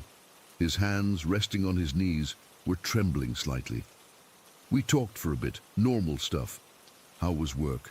Was I eating enough, the usual? But his eyes kept drifting away from me, towards the dark doorway that led to the back part of the house, the part nobody ever used. I asked him if he was okay, and he just nodded slowly and said, "She's restless today." I didn't have to ask who she was. He always talked about his mother, my great-grandmother, like she was still around. She'd been dead for over 40 years. Around midday, he said he needed to rest, and he went to his room. I was left alone in the main living area. The house was dead quiet, not a peaceful quiet, but a heavy, waiting silence. I tried to read a book I'd brought, but I couldn't focus. My skin was prickling, the way it does when you feel like you're being watched from a dark corner. I kept glancing over my shoulder, but there was never anything there. I decided to just lie down on the old leather sofa and close my eyes for a minute. The sun was coming through the high window, making a warm patch on the floor. I remember feeling drowsy, the weight of the quiet pressing down on me. That's when it happened. It wasn't like falling asleep, it was more like slipping. One moment I was aware of the rough leather under my cheek, the next I was floating. It was the weirdest sensation I have ever felt. It wasn't a dream, I was me, my thoughts were my own, but I was looking down at my own body lying on the sofa. I could see the back of my own head, my jacket crumpled under me. I felt a cold panic, a jolt of pure, this is wrong. But I had no body to jolt with. I was just a point of view, hovering near the ceiling, and then I wasn't in the living room anymore. The world sort of swam, and I was in a room I'd never seen before. It was a small, windowless room, maybe a storage room or an old pantry. There was a single bare bulb hanging from a wire, casting a weak yellowish light. And she was there. My great-grandmother. I'd only ever seen her in faded black and white photos, but I knew it was her. She had the same severe bun, the same sharp profile. She was kneeling on the dusty floorboards, her back to me, and she was counting money, not bills, but coins. Old, heavy-looking silver coins. I could hear them, a soft metallic clink, clink, clink as she stacked them into little towers. Her movements were quick, precise, almost frantic. She'd count a stack, whisper a number to herself in a language I didn't understand, and then she'd sweep the coins into a small, rusty metal safe that was sitting open beside her. I was just there, watching this disembodied witness. I couldn't move. I couldn't speak. I could only watch and feel this profound, icy dread seeping into me. It felt wrong to be seeing this, like I was spying on a secret that was never meant for anyone. She finished stacking the last of the coins, closed the safe door, and spun the dial. Then, using strength that surprised me, for a woman who looked so frail in the photos, she slid the safe into a gap in the floorboards I hadn't noticed. It was a perfect hiding spot. She replaced the board, scattering a little dust over it, and stood up. That's when she turned around. She didn't look through me, she looked at me. Her eyes were black, like polished stones, and they pinned me in place. A chill, so deep and sharp it felt like a blade of ice, went straight through whatever I was. She didn't look angry, just intense, serious. She lifted a bony finger and pointed, not at me but past me, towards the direction of the front of the house. "Vete," she said. Her voice wasn't a sound in the air, it was a voice that formed directly inside my head, clear and cold and absolute. "Leave." The word echoed in my skull, and then everything snapped back. I gasped, a real physical gasp, and I was back on the sofa. I sat up so fast I got dizzy. My heart was hammering against my ribs like it wanted out. I was drenched in a cold sweat. The living room was exactly as it had been, the sunbeam in the same place. Only a few minutes had passed. I stumbled to the kitchen, splashed water on my face, and tried to tell myself it was a dream, a crazy, hyper-realistic dream brought on by the strange atmosphere of the house. But it felt more real than the water on my skin. I could still hear the clink of those coins. When my grandpa came out of his room an hour or so later, I must have looked as shaken as I felt. He took one look at me and his face tightened. "You saw something," he said. It wasn't a question. I didn't know how to explain it. I just stammered out, I think I had a dream. About your mother. She was counting money in a little room, and she told me to leave." He went very still. His eyes got this distant, knowing look. "The safe," he whispered. "She always worried about that safe." He stood up, his movement suddenly decisive. "Come," he said. He led me through the house, down a corridor I'd never been down. It was darker here, the air thicker. He stopped at a plain wooden door I'd always assumed was a closet. He pushed it open. It was the room, the exact room from my vision. The dusty floorboards, the smell of old paper and dry rot. My blood ran cold. Without a word, he went to a specific spot on the floor, knelt down, just as she had, and pried up a loose floorboard with his fingers. And there it was, the small, rusty safe. My mouth went dry. This wasn't a dream. This was real. She had shown me something real. My grandpa looked up at me, his expression unreadable. "She wanted you to see it." He reached in and dragged the safe out. It was heavy. I could tell by the strain in his arms. He set it on the floor between us. "We have to open it." "Why?" I asked, my voice barely a whisper. "Because she showed it to you.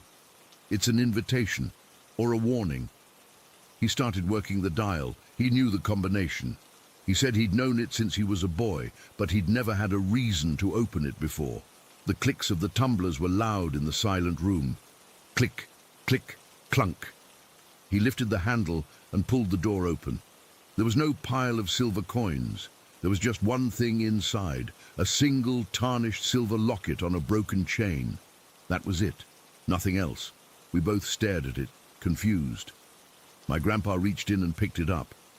"It was cold," he said later, "unnaturally cold. As soon as the locket left the safe, the temperature in the room dropped. I'm not talking about a slight chill. It was like someone had opened a door to a walk-in freezer. The air got so cold I could see my breath puffing out in little white clouds, and the shadows. They changed. The single bare bulb in the room seemed to dim, and the shadows in the corners of the room deepened, becoming solid, thick. They started to move. Not like something was casting them, but like they were alive. They pulsed and shifted at the edge of my vision. If I looked straight at them, they were still. But when I looked away, I could feel them stretching, reaching. A deep, primal fear kicked in. This was wrong. This was more than just a ghost story. This was a violation. We had taken something that wasn't ours, even if she had shown it to me. My grandpa's face was pale. He quickly put the locket back in the safe, closed the door, and spun the dial. He shoved the safe back into its hiding place and replaced the floorboard. We should not have done that, he muttered, more to himself than to me. We hurried out of the room, and I swear, as I closed the door, I felt a wave of cold air push back against it. The rest of the house felt different. The silence was no longer just heavy, it was hostile. The familiar shadows in the main hall now seemed to have weight and intention. I kept seeing movement from the corners of my eyes, a flicker of darkness darting behind a door, a shift in the pattern of light and shade on the wall. It felt like the house itself was watching us, and it was angry. I told my grandpa I had to go. I couldn't stay there another minute.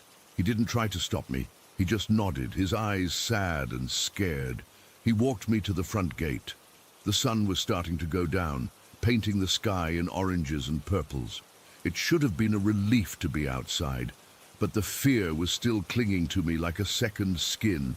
As I walked towards my car, parked on the dusty street, I heard a sound, a single, harsh caw. I looked up. On the telephone wire directly above my car, there was a crow. It was huge, the biggest crow I'd ever seen, and its feathers were so black they looked like holes in the world. It wasn't moving. It was just perched there, staring down at me with one shiny, intelligent black eye. I froze. My keys were in my hand, and my fingers went numb. The crow tilted its head. It didn't look away. My grandpa was still standing by the gate. He followed my gaze up to the bird. He let out a long, slow breath. I saw his hands tighten on the gatepost. "Abuelo?" I said, my voice trembling. He didn't look at me. He kept his eyes on the crow. "That was her favorite," he said, and his voice was flat, drained of all emotion. "She said they were clever, that they could slip between worlds, that they were the perfect form for a nahual." The word hung in the air between us. A nahual, a shapeshifter, a witch. All the old stories he'd told me, stories I'd dismissed as folklore, came rushing back. They weren't just stories to him. They were his history, her history. The crow let out another caw, this one softer, almost like a question. Then it spread its massive wings and dropped from the wire. It didn't fly away into the sky. It flew straight towards the house, disappearing into the deepening shadows of the courtyard. I stood there for another full minute, just staring at the empty wire, then at the dark entrance to the house. The chill from the room was still in my bones. The feeling of being watched was now a certainty. I finally fumbled my car door open, got in, and drove away. I didn't look back in the rearview mirror. I was too afraid of what I might see looking back. I never found out what was in that locket. I never asked my grandpa about it again. He passed away 2 years later, and the house was sold. But sometimes, on cold, quiet nights, I think about that crow. I think about her black eyes looking right at me, telling me to leave, and I wonder if we didn't just open a safe that day. I wonder if we opened something else, something that was never meant to be let out. I wonder if her true nature wasn't just that of a restless spirit, but something much, much older and darker, something that could wear the skin of a bird and watch you from a wire, waiting. I never went back, and I never will. Story 8. Okay, so I've never really shared this with anyone before, but I need to get it out there. Maybe typing it all down will help me make sense of it, or at least stop it from bouncing around in my head all the time. I used to work at this nursing home that was connected to a bigger hospital, like physically attached by a long, dimly lit hallway. I was a nursing assistant there for about 3 years, and honestly, most days were just normal, helping residents eat, get dressed, maybe chat with them if they were having a good day. But there was this weird thing that everyone who worked there kind of knew but never talked about openly. Deaths always came in threes. It wasn't a superstition, it was like a pattern. Someone would pass, and within a week or so, 2 more would follow, and there were these signs. Apparitions, I guess you'd call them. I saw them myself, and it still messes with me. The day I'm talking about was a Tuesday in late October. I remember because the air was starting to get that crisp, cold bite, and the leaves were turning all orange and red outside. I'd worked the night shift the day before, so I was on the day shift this time, starting at 7 in the morning. I dragged myself out of bed feeling groggy, my eyes still heavy with sleep. The nursing home was always quiet that early, with just the hum of the heaters and the occasional cough or snore from the rooms. I clocked in, grabbed my assignment sheet, and headed to the common area to help with breakfast. Everything felt normal at first. The smell of coffee and oatmeal filled the air, and some of the residents were already up, sitting in their wheelchairs or at tables. I was helping Mrs. Gable. She was this sweet old lady with dementia, always mistaking me for her granddaughter. I was spoon-feeding her some applesauce when I first felt it. This chill down my spine, like someone had opened a window and let in a draft. But all the windows were shut tight. I shrugged it off, thinking maybe I was just tired.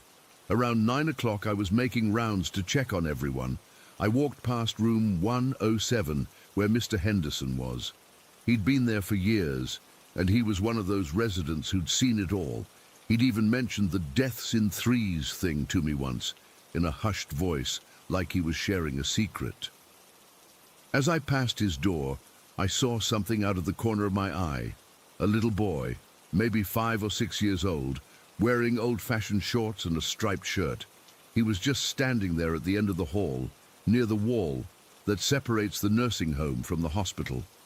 My heart skipped a beat, because kids aren't allowed in that wing. It's residents only, and visitors have to check in. I blinked, thinking my eyes were playing tricks on me from lack of sleep. But when I looked again, he was still there. Then he turned and walked straight into the wall. Not like he bumped into it. He just phased through it, like it wasn't even there. I froze, my hands getting clammy. I'd heard stories from other staff about a little boy apparition showing up before someone died, but I'd never seen it myself until then. My stomach tightened, and I had to lean against the wall for a second to catch my breath. I tried to shake it off and kept working. By 10:30, I was helping with meds distribution. That's when I went into room 212, where Mrs. Phelps was. She was sharp as a tack, no dementia, just frail from age. She looked at me with these intense eyes and said, "Have you ever wondered about the children buried in the backyard?" Her voice was steady, but it sent a shiver through me. I'd heard rumors about that. Old tales from when the place was built, something about unmarked graves from decades ago, but no one ever talked about it seriously. I just stared at her, my throat dry, and mumbled something like, "No, I haven't." She nodded slowly and said, "They're restless today." Then she went back to staring out the window like nothing happened. I finished giving her pills and got out of there fast, my heart pounding. The air in her room felt thick, heavy, like you could cut it with a knife. Lunchtime rolled around, and I was in the dining hall, helping residents eat. The atmosphere felt off, quieter than usual, with this underlying tension. I kept glancing over my shoulder, half expecting to see that boy again. Around 1 in the afternoon, I was taking a quick break in the staff room, sipping water and trying to calm down. That's when Brenda, one of the other aides, pulled me aside. Her face was pale, and she whispered, "Did you see it? The woman with the black hair?" I hadn't, not yet, but my skin crawled. She told me she'd seen her near room 301 earlier, a woman with long, straight black hair just standing in the hallway, then vanishing. Brenda said she'd seen her once before, right before Mrs. Albright died last month. I felt a cold sweat break out on my forehead. We both knew what that meant. Another death was coming. The rest of the afternoon was a blur of nervous energy. I kept checking on residents, especially the ones who were more fragile. Around 3 o'clock, I was helping Mr. Jenkins, a new resident who'd just moved in a week ago. He was sitting in his chair, and out of nowhere, he looked at me and said, "The third one will be tonight." His voice was calm, matter-of-fact, like he was predicting the weather. I felt a jolt of fear. He wasn't one of the residents who usually talked about death or anything. I asked him what he meant, but he just shook his head and closed his eyes. My hands were trembling as I adjusted his blanket. I couldn't focus. Every noise made me jump. A cart rolling by, someone coughing down the hall. By 4:30 the shift was winding down, but I had to stay late to help with dinner. The sun was starting to set, casting long shadows through the windows. That's when I saw her, the woman with the black hair. I was walking down the hall toward the storage closet to grab some supplies, and there she was, standing near the exit to the hospital hallway. She was tall, wearing a plain dark dress, and her hair was so black it looked like it absorbed the light. She wasn't moving, just staring straight ahead. I stopped dead in my tracks, my breath catching in my throat. I could feel my pulse racing, and my legs felt weak. She turned her head slowly, and for a second I thought she looked right at me. Then she was gone. Not like she walked away, she just disappeared into thin air. I stood there for what felt like forever, my body frozen, until one of the nurses called my name and snapped me out of it. I rushed through the rest of my duties, my mind racing. The little boy, Mrs. Phelps's comment about the children, Mr. Jenkins' prediction, it all felt connected. As evening settled in, around 6 o'clock, I was helping with bedtime routines. I went into room 305 to check on Mrs. Davison, an elderly woman who'd been declining recently. She was asleep, but her breathing was shallow. I adjusted her oxygen tube and felt this overwhelming sense of dread. The room was cold, colder than it should have been, and I could see my breath misting in the air. I hurried out, telling myself I was just spooked. At 7, my shift was finally over. I was clocking out when I heard the code blue alarm from Mrs. Davison's room. My heart sank. We all rushed there, nurses, doctors from the hospital side, but it was too late. She'd passed away quietly in her sleep. As they were covering her, I glanced out the window and saw something move in the backyard. It was dark, but the security lights were on, and I could swear I saw figures, small, like children, standing near the trees where the old graves were supposed to be. I didn't stick around to see more. I just grabbed my stuff and ran out of there. I drove home in a daze, my hands shaking on the wheel. That was the third death in the cycle. Mr. Henderson had died 2 days prior, and another resident the week before. When I got home, I couldn't sleep. I kept seeing that little boy and the woman with the black hair in my mind. I quit that job a week later. To this day, I have no explanation for any of it. It just happened, and I'm still trying to forget it. Story 9. That particular day started out normal enough. It was a Friday, I think, because we didn't have school the next day.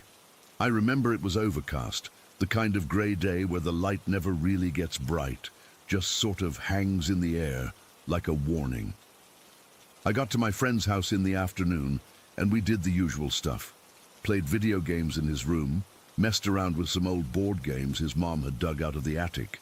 His room was on the 2nd floor, at the end of this long hallway that stretched the length of the house. The hallway had these old hardwood floors that were uneven and worn, so they creaked if you so much as breathed on them wrong. We were used to the sounds, but that day they felt different, heavier somehow. As evening rolled in, we ordered pizza and camped out in the living room downstairs. The house got darker earlier because of the tall trees outside, and the shadows started to stretch across the walls. My friend's mom was around, puttering in the kitchen or something, and everything felt cozy at first. But then, as it got later, maybe around 9 or 10 at night, we decided to head back up to his room to watch a movie. That's when we first heard the footsteps. We were halfway up the stairs, and I remember stopping because I heard this distinct creaking sound from the hallway above us. It wasn't the usual settling noise the house made. This was purposeful, like someone was pacing back and forth. My friend heard it too. He froze mid-step and looked at me, his eyes wide. We both stood there on the stairs, listening. The footsteps were slow and steady, creak, pause, like someone walking from one end of the hallway to the other and back again. We knew no one was up there because his mom was still downstairs, and we'd just come from there. The sound was too clear, too real to ignore. My friend whispered, "You hear that, right?" And I just nodded, my throat too tight to speak.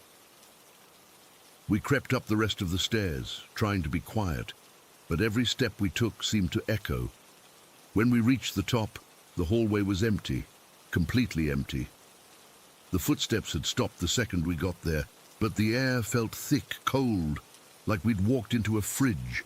I remember the hairs on my arms standing up, and I had this chill run down my spine that made me shudder. We stood there for a minute, just staring down the dark hallway, with only the dim light from his room spilling out. Nothing moved, but I could still feel something, like we weren't alone. We hurried into his room and shut the door, both of us a little breathless. My friend tried to laugh it off, saying it was just the house settling, but I could tell he was freaked out too. We put on a movie, but neither of us was really watching it. Every little noise from the hallway made us jump. The wind outside, the house groaning, anything. Then maybe an hour later, the footsteps started again. This time they were louder, more insistent. Creak, creak, creak, back and forth, like someone was impatient. We muted the movie and just listened, our hearts pounding. I remember gripping the edge of the bed, my knuckles white, and my friend's face was pale under the glow of the TV. He finally said, "We have to check it out. Maybe it's my mom or something." But we both knew it wasn't. We crept to the door and pressed our ears against it. The footsteps were right outside, so close I could almost feel the vibrations through the floor. My friend took a deep breath and yanked the door open. I'll never forget the sound of the knob turning and the door swinging wide, and there was nothing, absolutely nothing. The hallway was empty, dark and silent. No one there, no sound, just that cold air washing over us. It was like the footsteps had never happened, but the memory of them was burned into my brain. We stood there for what felt like forever, staring into the emptiness, and I felt this overwhelming sense of dread, like we'd disturbed something we shouldn't have. We closed the door and locked it, which felt stupid, because if something was out there, a lock wasn't going to stop it. We tried to go back to the movie, but the atmosphere had shifted. The room felt smaller, and every shadow seemed to move. Then something caught my eye through the window. My friend's room had a window that overlooked the backyard, and it was pitch black outside. But I saw something, a pale, blurry shape in the glass, like a face peering in. I nudged my friend, and we both stared. It wasn't a reflection. It was too defined, too still. It looked like a person, but featureless, just a white smudge with dark spots where eyes should be. It was there for a few seconds, then vanished.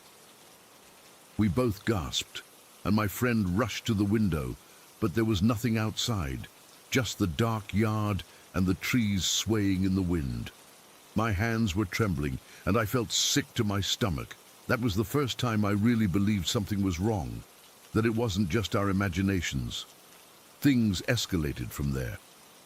We decided to go downstairs to get his mom, because we didn't want to be alone anymore. As we were heading down, we heard his mom in the basement. She'd gone down to grab some extra blankets or something from the storage room. The basement door was at the end of the main hallway on the first floor, and it was always a little creepy because it was old and damp. We were almost at the bottom of the stairs when we heard a loud thud from the basement, followed by a sharp cry. We rushed to the basement door and found it slightly ajar. My friend's mom was stumbling out, her face white as a sheet, and she was breathing heavily. She said something had pushed her, hard, from behind, sending her stumbling into a stack of boxes. She hadn't seen anyone, but she felt hands on her back, shoving her. She was shaken up, and we all just stood there in the hallway, not knowing what to do. The air felt heavy again, and I remember the smell of dust and something faintly metallic, like old metal coming from the basement. We ended up all staying in the living room after that, with the lights on, trying to act normal, but failing miserably. His mom made some hot chocolate, but I could tell she was freaked out too. We talked about maybe calling someone, but what would we say? That the house was haunted. It sounded ridiculous, even to us. So we just sat there, jumping at every sound. The night dragged on, and eventually his mum went to bed, telling us to try and get some sleep. We went back up to my friend's room, but sleep was the last thing on our minds. The worst part happened maybe around 2 in the morning. We were both lying on the floor in sleeping bags, too scared to be in separate beds, and we'd left the TV on for noise. The room had this big, old-fashioned mirror leaning against the wall near the closet. It was one of those heavy, ornate things his mum had been meaning to hang. I remember dozing off for a minute, then being jolted awake by this crashing sound. I opened my eyes just in time to see the mirror tipping over. It fell forward, right where my friend's head had been seconds before. He'd shifted in his sleep, and if he hadn't, that thing would have landed on his neck. It would have decapitated him, no doubt. The glass shattered everywhere, and we both scrambled back, screaming. The noise brought his mum running, and we were all in a panic, covered in glass shards, shaking and crying. There was no reason for the mirror to fall. It had been stable, not near anything that could have bumped it. It was like something had pushed it, just like with his mom in the basement. We spent the rest of the night in the living room, with all the lights on, not saying much, just huddled together. The next morning, his mom called a relative to come stay with us, and we never had another sleepover there. I still think about that night all the time. The footsteps, the apparition, the pushing, the mirror. It's like the house was alive, and it wanted us to know it. We never got any answers, and I doubt we ever will. Sometimes I'll hear a creak in my own house and freeze, waiting for it to happen again. But it never does, and that's almost worse, because it leaves me wondering what was really in that hallway, what we saw in the window, and why it all happened in one terrifying day that changed everything. I don't know if it was a ghost or something else, but I do know that I'll never set foot in that house again, and I still can't sleep with the lights off. Story 10. Okay, I'm just going to type this out. I've never posted anything like this before, but I found this forum, and it seems like the kind of place where people might not immediately think I'm crazy. This happened about 2 years ago, back when I was working at the Tam O'Shanter over in Los Feliz. It was a Tuesday. I remember that because Tuesdays were usually dead, just a few regulars and the occasional family. I'd only been working there for a couple of weeks. I was still in that phase where you're trying to learn everything, where you're hyper-aware of every little detail so you don't mess up. The place is this old, historic restaurant, built to look like a Scottish inn, all dark wood and low-beamed ceilings. It's charming, sure, but when the crowds are gone and the main dining room lights are dimmed, it gets heavy. The air just feels thick. My shift started at 4 in the afternoon. I remember clocking in, the little chirp sound the machine made, and then tying my apron. The first weird thing happened maybe an hour in. I was carrying a tray of clean glasses from the main kitchen down the hall towards the bar. To get to the bar, you have to pass the bottom of this staircase. It's a narrow, carpeted staircase that leads up to the Prince Charlie room, which is a private dining area they use for events. It's usually locked up tight if there's no party booked. As I walked past the foot of those stairs, I heard it. It was so faint, I almost thought it was the hum of the walk-in fridge or something. But it wasn't.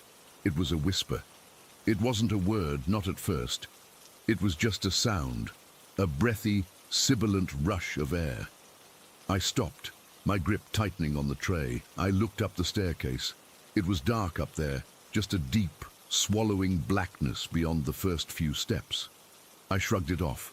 Old building, weird acoustics, probably just the air conditioning kicking on. That's what I told myself.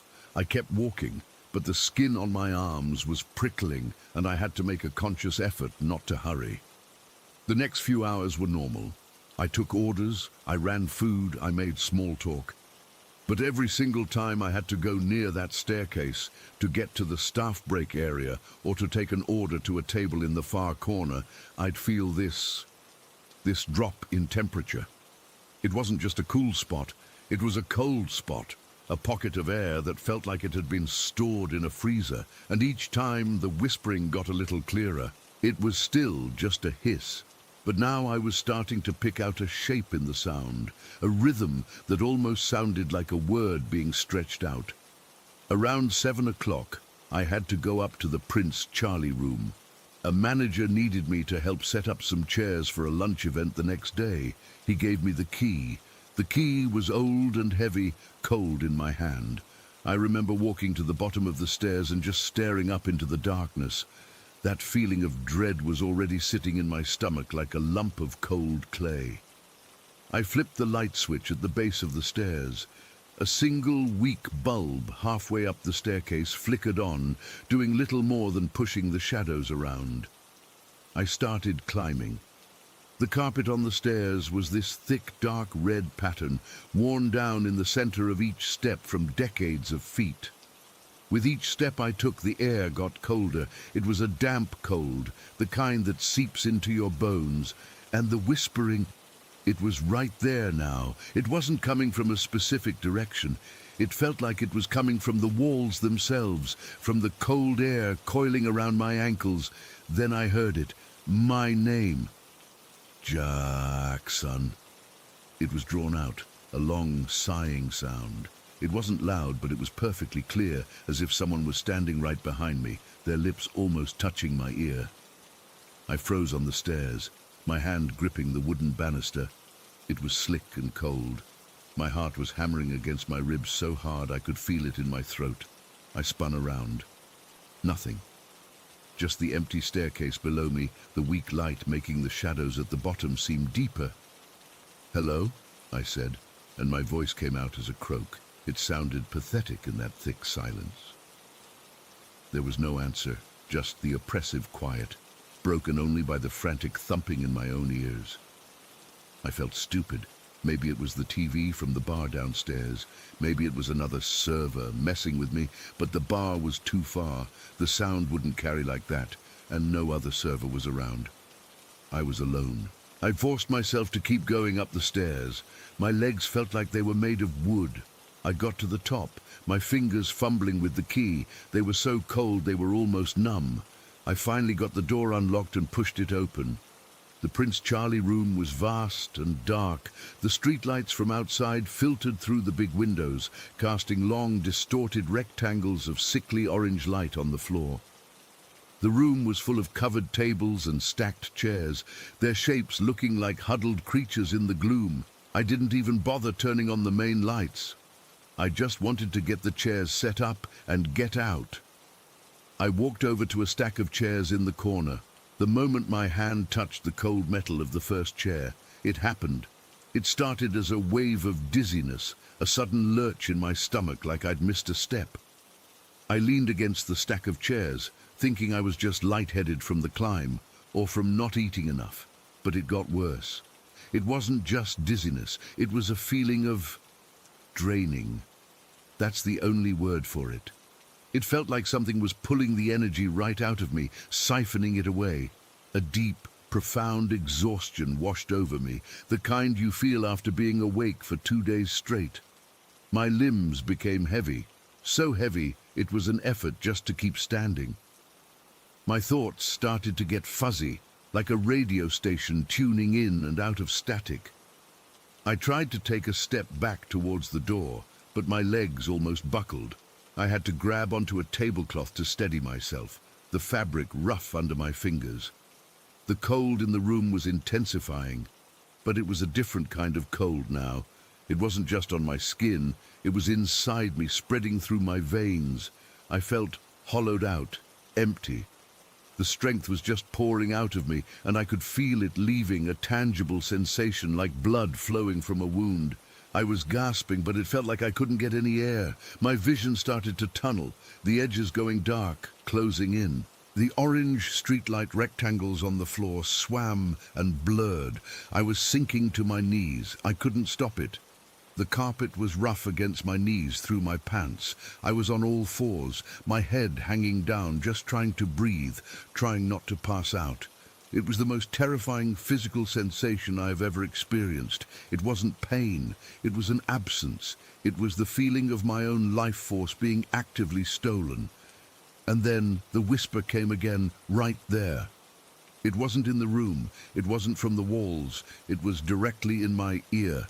I felt the cold, damp breath of it against my skin. It was so close, so intimate, it was violating. Jackson. It was clear as day, a woman's voice, I think. It was thin and reedy, but full of a kind of desperate hunger. That was the breaking point.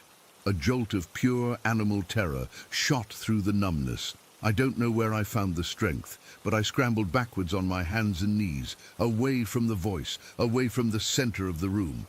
I crashed into the doorframe, the hard wood digging into my back.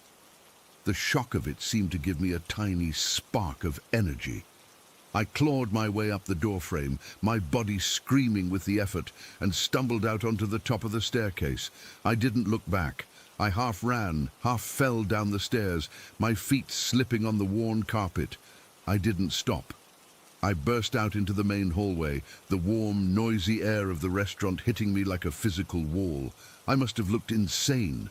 I was pale, shaking, gasping for breath. A fellow server asked me if I was okay, and I just waved her off, muttering something about feeling sick. I went straight to the staff bathroom and locked the door.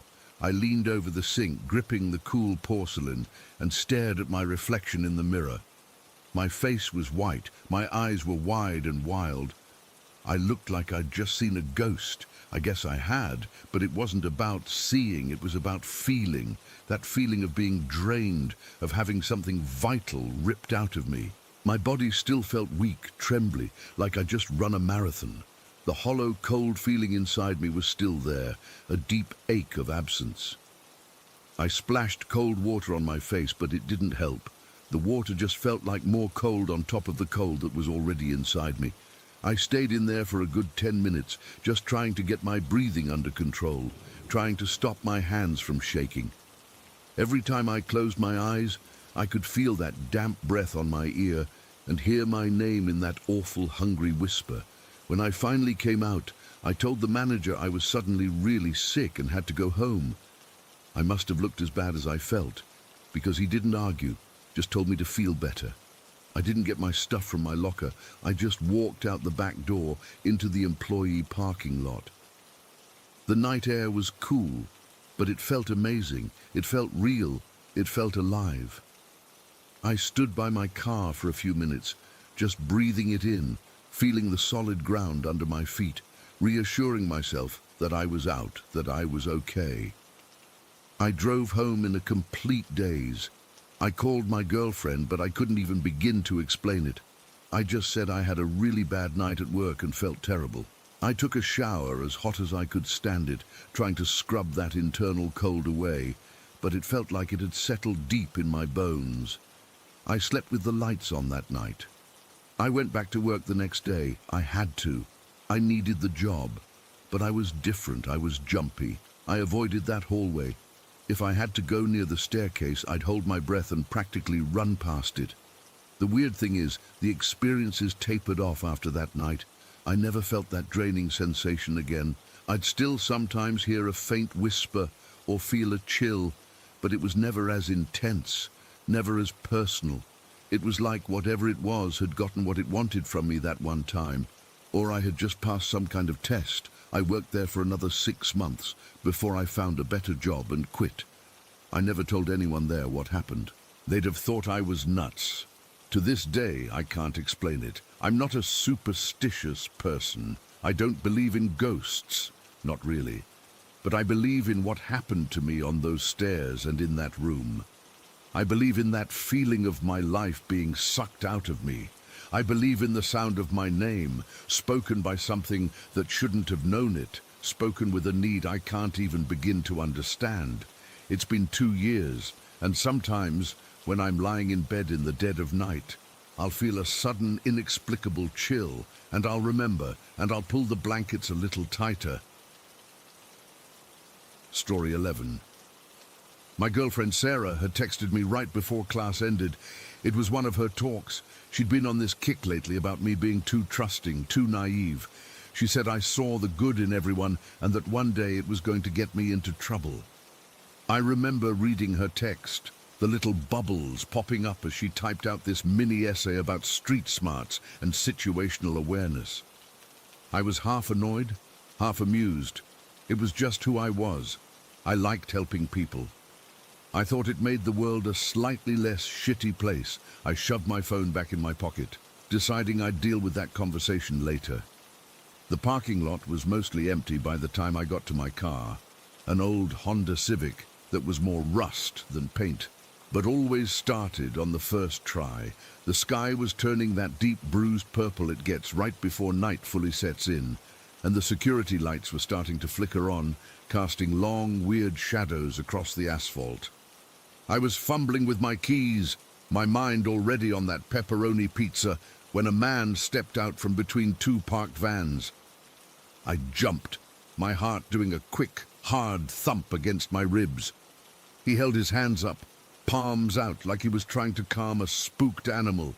"Hey man, I'm so sorry. I didn't mean to scare you." He was probably in his late 30s, early 40s. He was wearing a dark blue work shirt, the kind with a name patch, but it was too dim to read it. His jeans were clean but worn thin at the knees. He had a decent face, not threatening. He just looked tired, worn out, the kind of tired that sinks deep into your bones. "My wife," he said, and his voice cracked a little. Her water broke. Our car won't start. It's just dead. I called an ambulance, but they said it could be 20-30 minutes. We live just up the road in one of the old farmhouses. I need to get to her. I'm so scared I'm gonna miss it." He was pleading with his whole body, his shoulders hunched, his eyes wide and shiny in the fading light.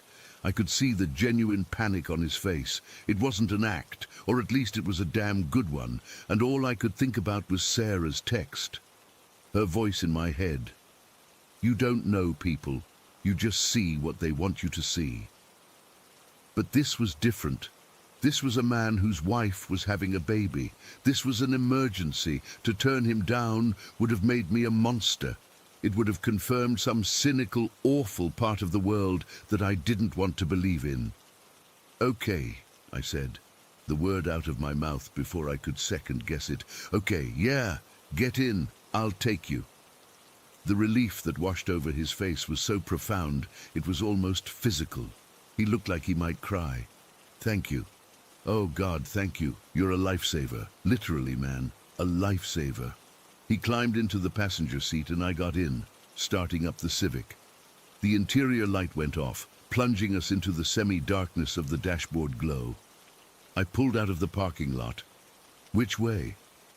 "Take a left out here," he said, his voice calmer now. "Then it's about 10 minutes up the old state road." I nodded, turning the wheel. The familiar streets of the college town gave way to darker, narrower roads. The houses started to spread out, the spaces between them growing wider and filled with shadows. The streetlights became fewer and farther between, until they disappeared completely.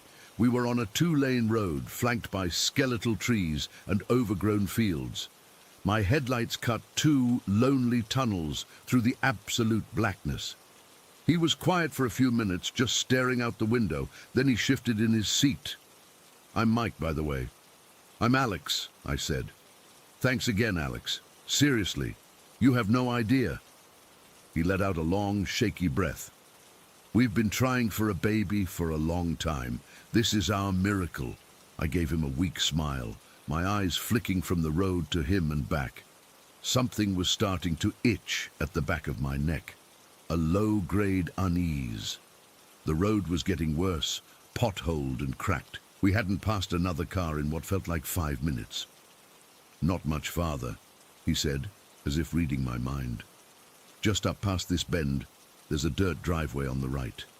You can't miss it." Sure enough, around the next curve, a gravel track veered off into the woods. It wasn't so much a driveway as 2 ruts worn into the earth, barely visible. I slowed the car to a crawl. "Here?" "Yeah, right here." Just pull in a little ways so you're off the road." The unease was no longer an itch. It was a cold trickle down my spine. This wasn't right. A pregnant woman in a remote farmhouse? Wouldn't they have neighbors? Why was it so dark? There were no lights visible down that dirt track, just a wall of impenetrable forest. Sarah's voice was screaming in my head now. Too trusting, too naive. But I'd come this far. What was I supposed to do? Say, "Sorry, this looks too creepy," and drive off? I was committed. I turned the wheel and my tires crunched onto the gravel. I drove slowly, maybe 50 feet, until the road was completely hidden behind us. The trees closed in, their branches scraping against the roof of my car like skeletal fingers.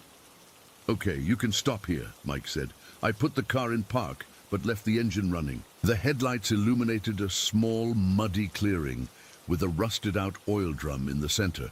There was no house, no lights, no wife. The inside of the car went very quiet. The only sound was the low rumble of my engine and the frantic thumping of my own heart. I could feel the blood draining from my face. "Mike," I said, my voice too high, "where's the house?" He didn't look at me.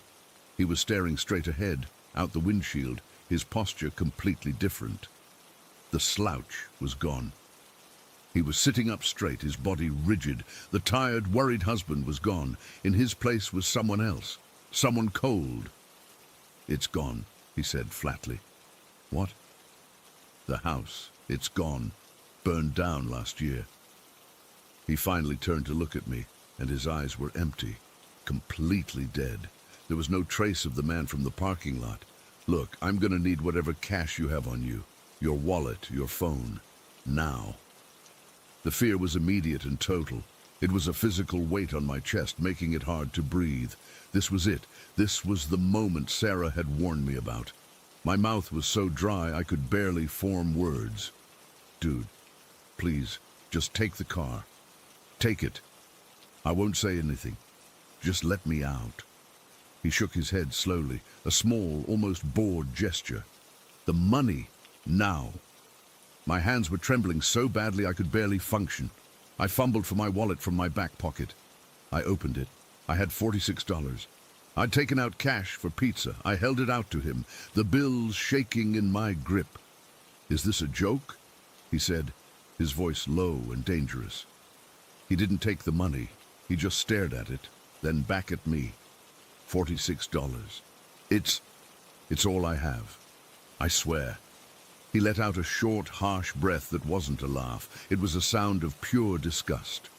He looked from me to the money to the dark woods outside. I could see the calculations happening behind his dead eyes. He was deciding what to do with me, and I knew, with a certainty that turned my guts to ice, that letting me go wasn't one of the options he was considering. I was a witness. I could describe him. I could describe his clothes. I could lead the police right to this exact spot. The air in the car felt thick and suffocating. I could smell his sweat, a sharp, sour odor, and the faint scent of cheap cigarettes on his clothes. I could feel the rough texture of my own jeans under my clammy hands. Every detail was hyper-real, burned into my brain. This is what it feels like, I thought. This is what it feels like right before you die. He leaned towards me, just slightly, and my whole body flinched. I squeezed my eyes shut, waiting for the blow, the knife, the gun I hadn't seen, but it didn't come. I heard him let out another one of those disgusted breaths. "Pathetic," he muttered. I opened my eyes. He had taken the $46. He was stuffing it into the pocket of his jeans. "Get out," he said. I didn't understand. "What?" "Get out of the car. Now." It wasn't a reprieve. He wasn't letting me go. He was going to make me get out here in the middle of nowhere, in the dark. Maybe he was going to drive off and leave me, or maybe he was going to do something worse once I was standing out there, exposed and helpless. My body moved on autopilot, fueled by a terror so pure it was like a current running through me. I pushed the door open and stumbled out onto the gravel. The cold night air hit me like a slap. He slid across the seats into the driver's side. He looked at me through the open door. his face a pale, emotionless mask in the dome light. Then he pulled the door shut. The lock buttons thunked down. He just sat there for a second, looking at me through the windshield. I was frozen to the spot, my feet rooted in the mud. I was waiting for him to get out. I was waiting for it to be over, but he didn't. He put the car in reverse. He backed up, the tires spinning in the gravel for a second before catching. He executed a quick, messy three-point turn, the headlights sweeping across me, blinding me for a moment, illuminating the terrified animal I must have looked like. Then he drove off, down the dirt track, back onto the road. The red taillights vanished into the darkness, and just like that, I was alone. The silence was absolute, and then it was filled with the sounds of the woods at night, a rustle in the leaves that sounded enormous, the creak of a branch, the distant lonely call of an owl. The darkness wasn't just an absence of light, it was a physical presence pressing in on me from all sides. I started to run. I ran back down the dirt track, my feet slipping in the mud, branches whipping at my face and arms. I stumbled out onto the paved road, and I just ran. I didn't know which way to go, left or right. It all looked the same, pitch black. I chose a direction and ran, my lungs burning, my heart hammering against my ribs like it was trying to escape. Every shadow was him, waiting, every sound was his footsteps. I don't know how long I ran. It felt like hours. My legs were jelly, my breath was coming in ragged sobs. Finally, in the distance, I saw a light, a single beautiful porch light on a small house.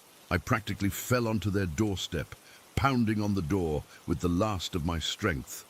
An elderly man answered, his face a mixture of alarm and confusion. I must have been a sight, mud-covered, wild-eyed, hyperventilating. I managed to choke out that I'd been robbed, my car stolen. He let me in, his wife gasping when she saw me, and he called the police. The next few hours were a blur of uniforms, questions, and shaky cups of coffee. I told my story over and over again to the responding officers. A man named Mike, his wife in labor, the fake farmhouse, the $46. They were attentive, but I could tell they thought it was a standard if scary carjacking, a lesson learned the hard way. It was later, much later, when I was at the station giving my formal statement, that a detective came into the room. He had a folder in his hand. He sat down across from me, his expression grim. "Alex, we ran the description you gave us through the system. The work shirt, the jeans, the physical description, we got a hit." He opened the folder and slid a photograph across the table. It was a mugshot. It was him. Mike. But his name wasn't Mike. It was Arthur Stanson, and he wasn't just a thief. The detective's voice was calm, measured, but his words were anything but. "He's a person of interest in 3 homicides, 2 men and 1 woman, all of them in situations not unlike yours, isolated, vulnerable. We believe his method was to gain their trust, get them to a remote location, rob them, and then..." The detective didn't finish the sentence. He didn't need to. The rest of the sentence hung in the air between us, cold and heavy. "He would have executed you," the detective said, his voice dropping almost to a whisper. "That's what he does. He doesn't leave witnesses. The only reason you're sitting here right now is because you only had $46 on you." I stared at the mugshot. Those dead eyes stared back at me. I thought about the way he'd looked at the money, the disgust, the disappointment. It wasn't enough. It wasn't worth the bullet or the knife or whatever he used. My $46, the pizza money, the cash I'd almost not taken out, the amount I'd been embarrassed to hand over. It was the reason I was alive. The irony was so thick, so black, it felt like it was choking me. Sarah was right. Being nice, being trusting, had almost gotten me killed. It had led me straight into the car of a serial killer. But that same naive trust and the pathetic amount of money it had netted him was also the only reason I was still breathing. I never got my car back. They found it a week later, abandoned in a different county, wiped clean. They never caught him. Every now and then, I'll see a news report about an unsolved murder in a neighboring state, and I'll wonder. I'll look at men in work shirts a little too long. I still can't drive down a dark country road without my hands tightening on the wheel, my heart starting to race, and sometimes when I'm trying to fall asleep I see his face in that final moment in the car. The dead eyes, the calculation. I feel the cold night air on my skin, and I think about how close I came. How a random Tuesday, a lecture from my girlfriend, and $46 in pizza money are the only reasons I'm here to tell you any of this at all. Story 12. Okay, so I've never really posted anything like this before, but I need to get this out there because it's been eating at me for weeks now. I'm still kind of shaken up, and I don't know who else to tell without sounding like I've lost my mind. This happened last month, and I can't stop thinking about it. It was one of those things that just doesn't make sense, you know? Like your brain tries to rationalize it. But there's no way around how creepy it all was. We were on a family trip in the Northern Territory, way out in the middle of nowhere. My dad's always been into four-wheel driving, so we'd packed up the old Land Cruiser and headed out for a few days of camping and exploring. It was supposed to be fun, just us, the open road, and a lot of red dirt. But things went sideways real quick.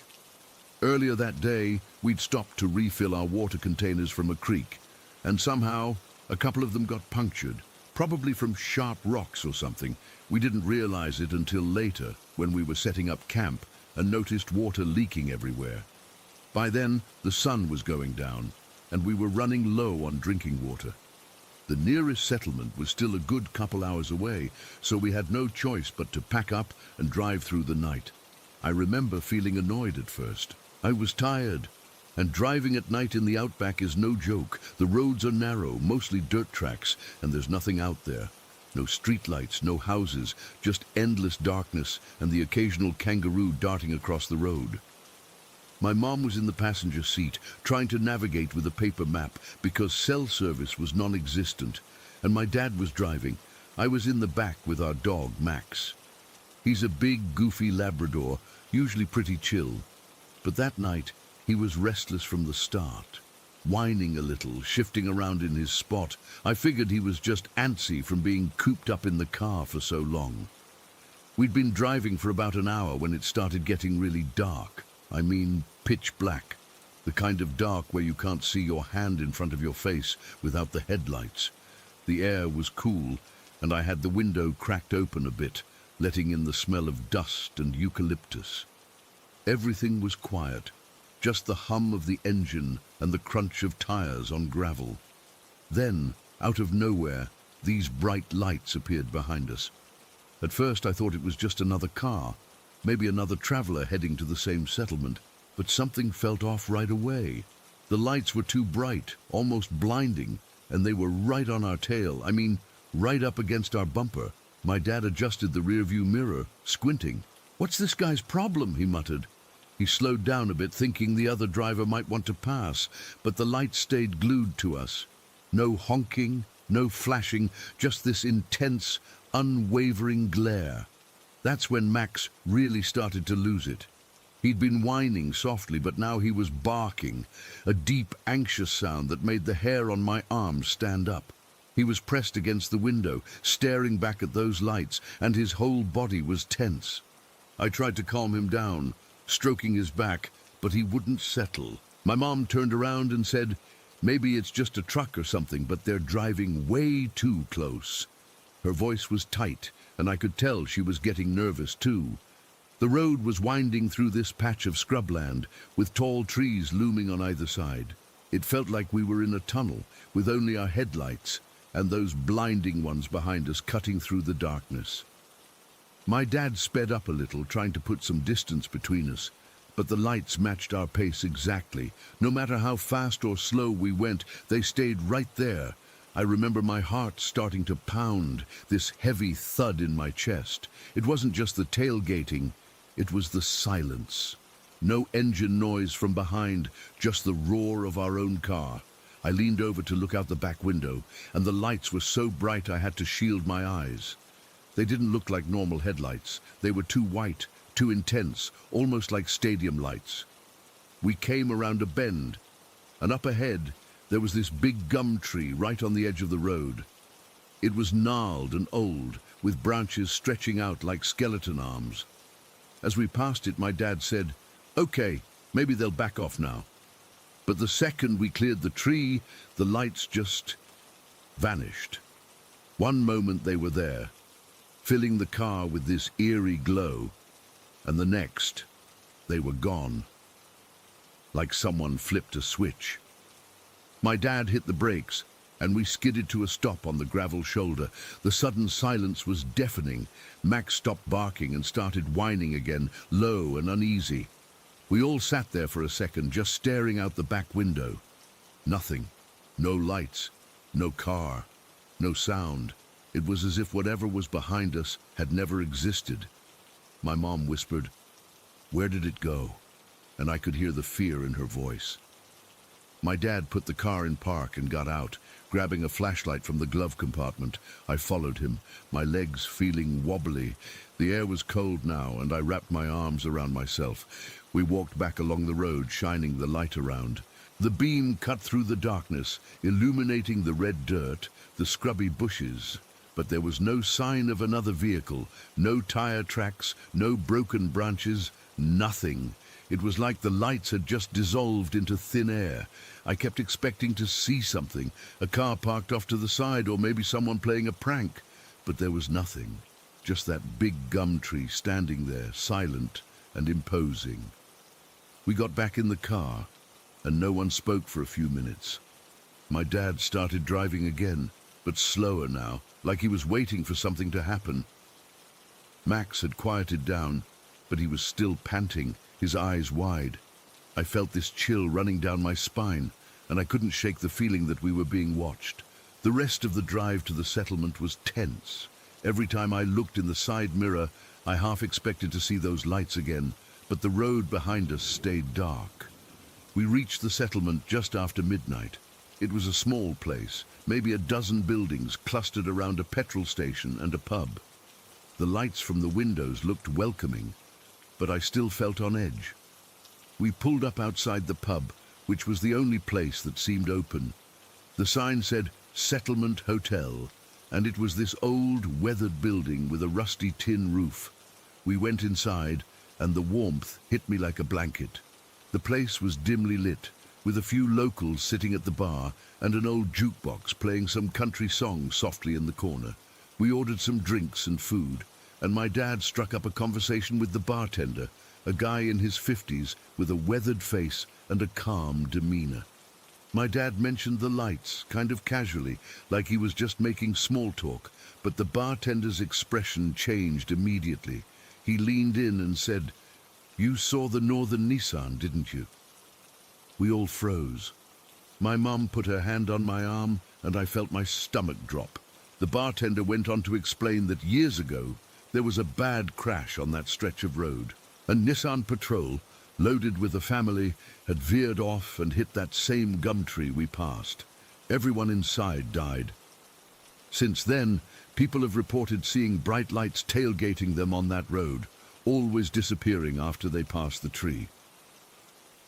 He called it the Northern Nissan, a ghost car that haunts the area. He said most locals know about it and avoid driving there at night if they can. I just sat there, listening, my skin crawling. It sounded like something out of a campfire story, but the way he said it, so matter-of-fact, like it was just another part of life out here, made it feel real. He told us that if we went back in the daylight, we'd probably see the scar on the tree where the crash happened. We finished our meal in silence, and when we left the pub, the night felt heavier somehow. We found a place to camp nearby, but I barely slept. Every noise outside made me jump, and I kept thinking about those lights. The next morning, we decided to drive back to that spot. I didn't want to, but I needed to see for myself. We retraced our route, and in the daylight, the road looked different, less menacing, but still isolated. When we got to the gum tree, we pulled over, and there it was, a deep, dark scar on the trunk, about waist high, where the bark had been torn away. It was weathered and old, but unmistakable. You could see where the metal had gouged into the wood, and there were even a few fragments of rusted metal embedded in it. My dad touched it gently, and we all just stood there, staring. No one said anything for a long time. Max stayed in the car, quiet now, like he knew. That was it. We drove home later that day, and life went back to normal, but I can't forget it. Every time I'm driving at night, especially on dark roads, I find myself checking the rearview mirror, half expecting to see those bright lights again. I don't know what it was, a ghost, a trick of the light, some kind of shared hallucination, but it felt too real to dismiss. And that scar on the tree, it's proof that something happened there, something terrible. I still get chills thinking about it, and I doubt I'll ever have a good explanation. It's just one of those things that stays with you, you know? Story 13. I moved to New York for a job. It was a good opportunity, the kind you don't say no to. So I packed my life into a couple of suitcases and flew out from the Midwest. I found a place in Queens, this old brownstone. It had character, you know, not like the sterile glass towers in Manhattan. This place felt lived in. The floors slanted a little. The windows were those big, heavy sash ones, and the front door had a brass knob that was worn smooth from 100 years of hands. My friend, let's call him Mark, was already living in the city. He traveled a ton for work, so he offered to let me crash with him in his 2-bedroom in that brownstone. I'd take the couch, he said, and we'd split the rent cheap. It sounded perfect. I could save some money while I got my bearings. The landlady was this elderly woman, Mrs. Gable. She must have been in her 80s, tiny, with this cloud of white hair and hands that trembled just a little. She met us at the door the day I moved in. She had these pale, watery blue eyes that looked right through you. She said the apartment hadn't been rented for a while. She was picky about tenants, she told me. She looked me up and down, not in a rude way, but in a measuring way, like she was checking if I'd fit. Then she smiled, this small, sad smile, and said she had a good feeling about me.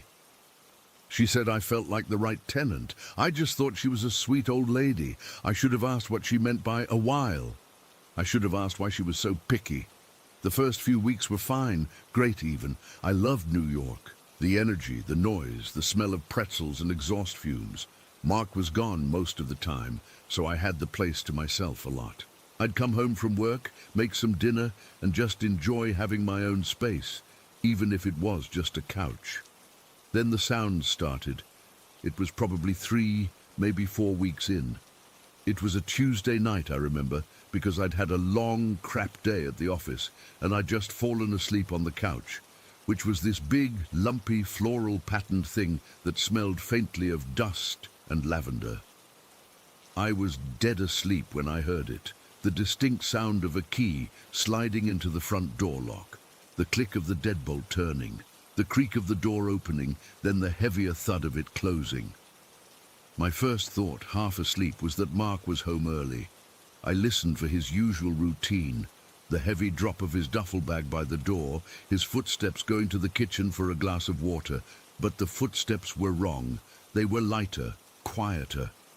I heard them go past the living room, down the short hallway, and into Mark's bedroom. The door didn't open with his usual shove. It opened softly and closed with a gentle click. I lay there in the dark, my heart thumping.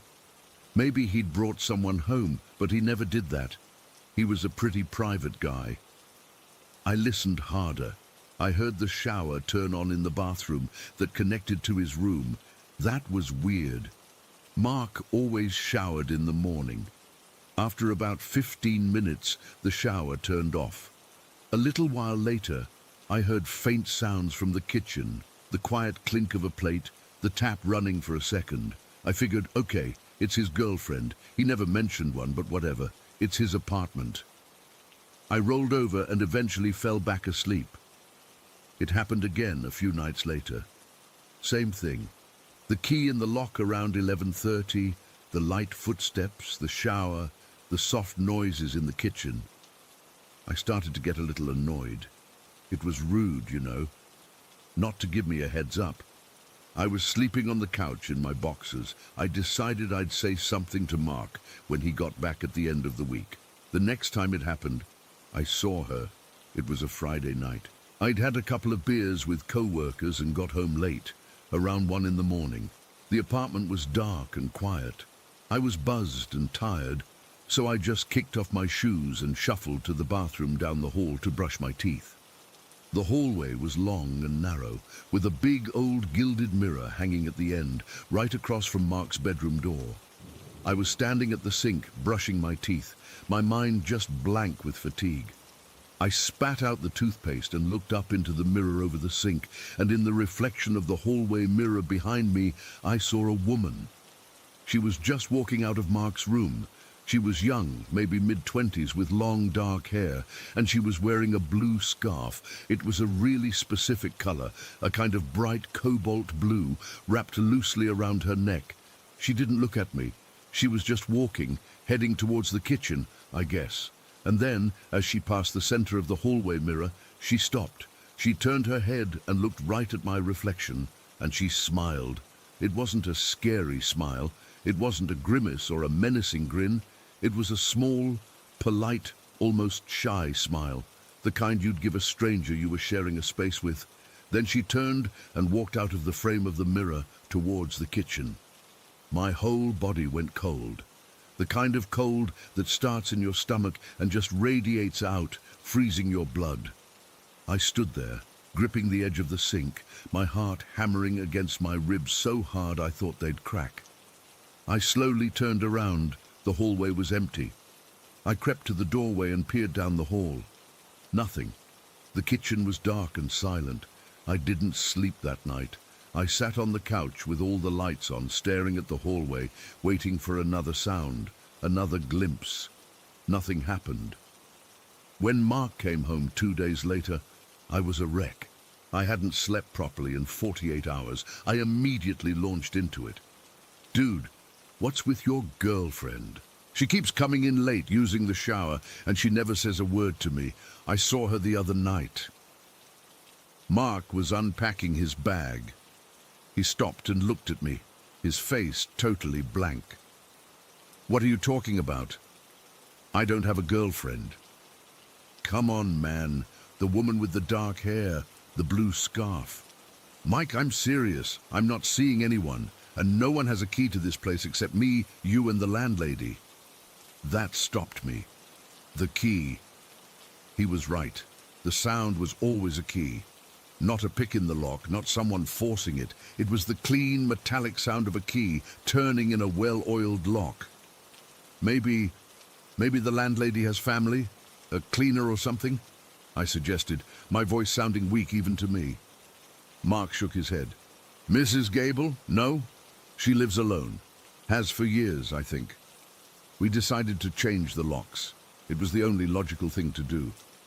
We went to the hardware store, bought a new deadbolt, and installed it ourselves the next day.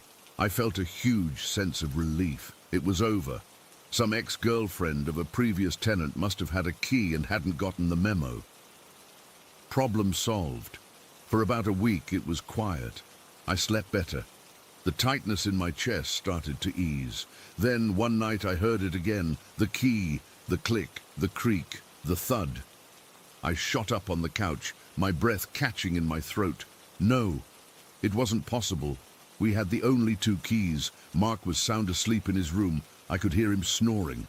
The footsteps started, light and familiar, moving down the hall. I felt paralyzed. I just lay there, pulling the blanket up to my chin like a little kid, listening to her go into his room. A few minutes later, the shower turned on. The next morning I told Mark. He looked as freaked out as I felt. We searched the entire apartment. Nothing was out of place. Nothing was missing. We checked the windows, the fire escape. Everything was locked up tight. It was then that I noticed it. On the floor, just inside the doorway to Mark's room, was a single long dark hair, and next to it, caught on the edge of the rug, was a tiny, almost invisible thread, a bright cobalt blue thread. That's when the real fear set in. This wasn't a person.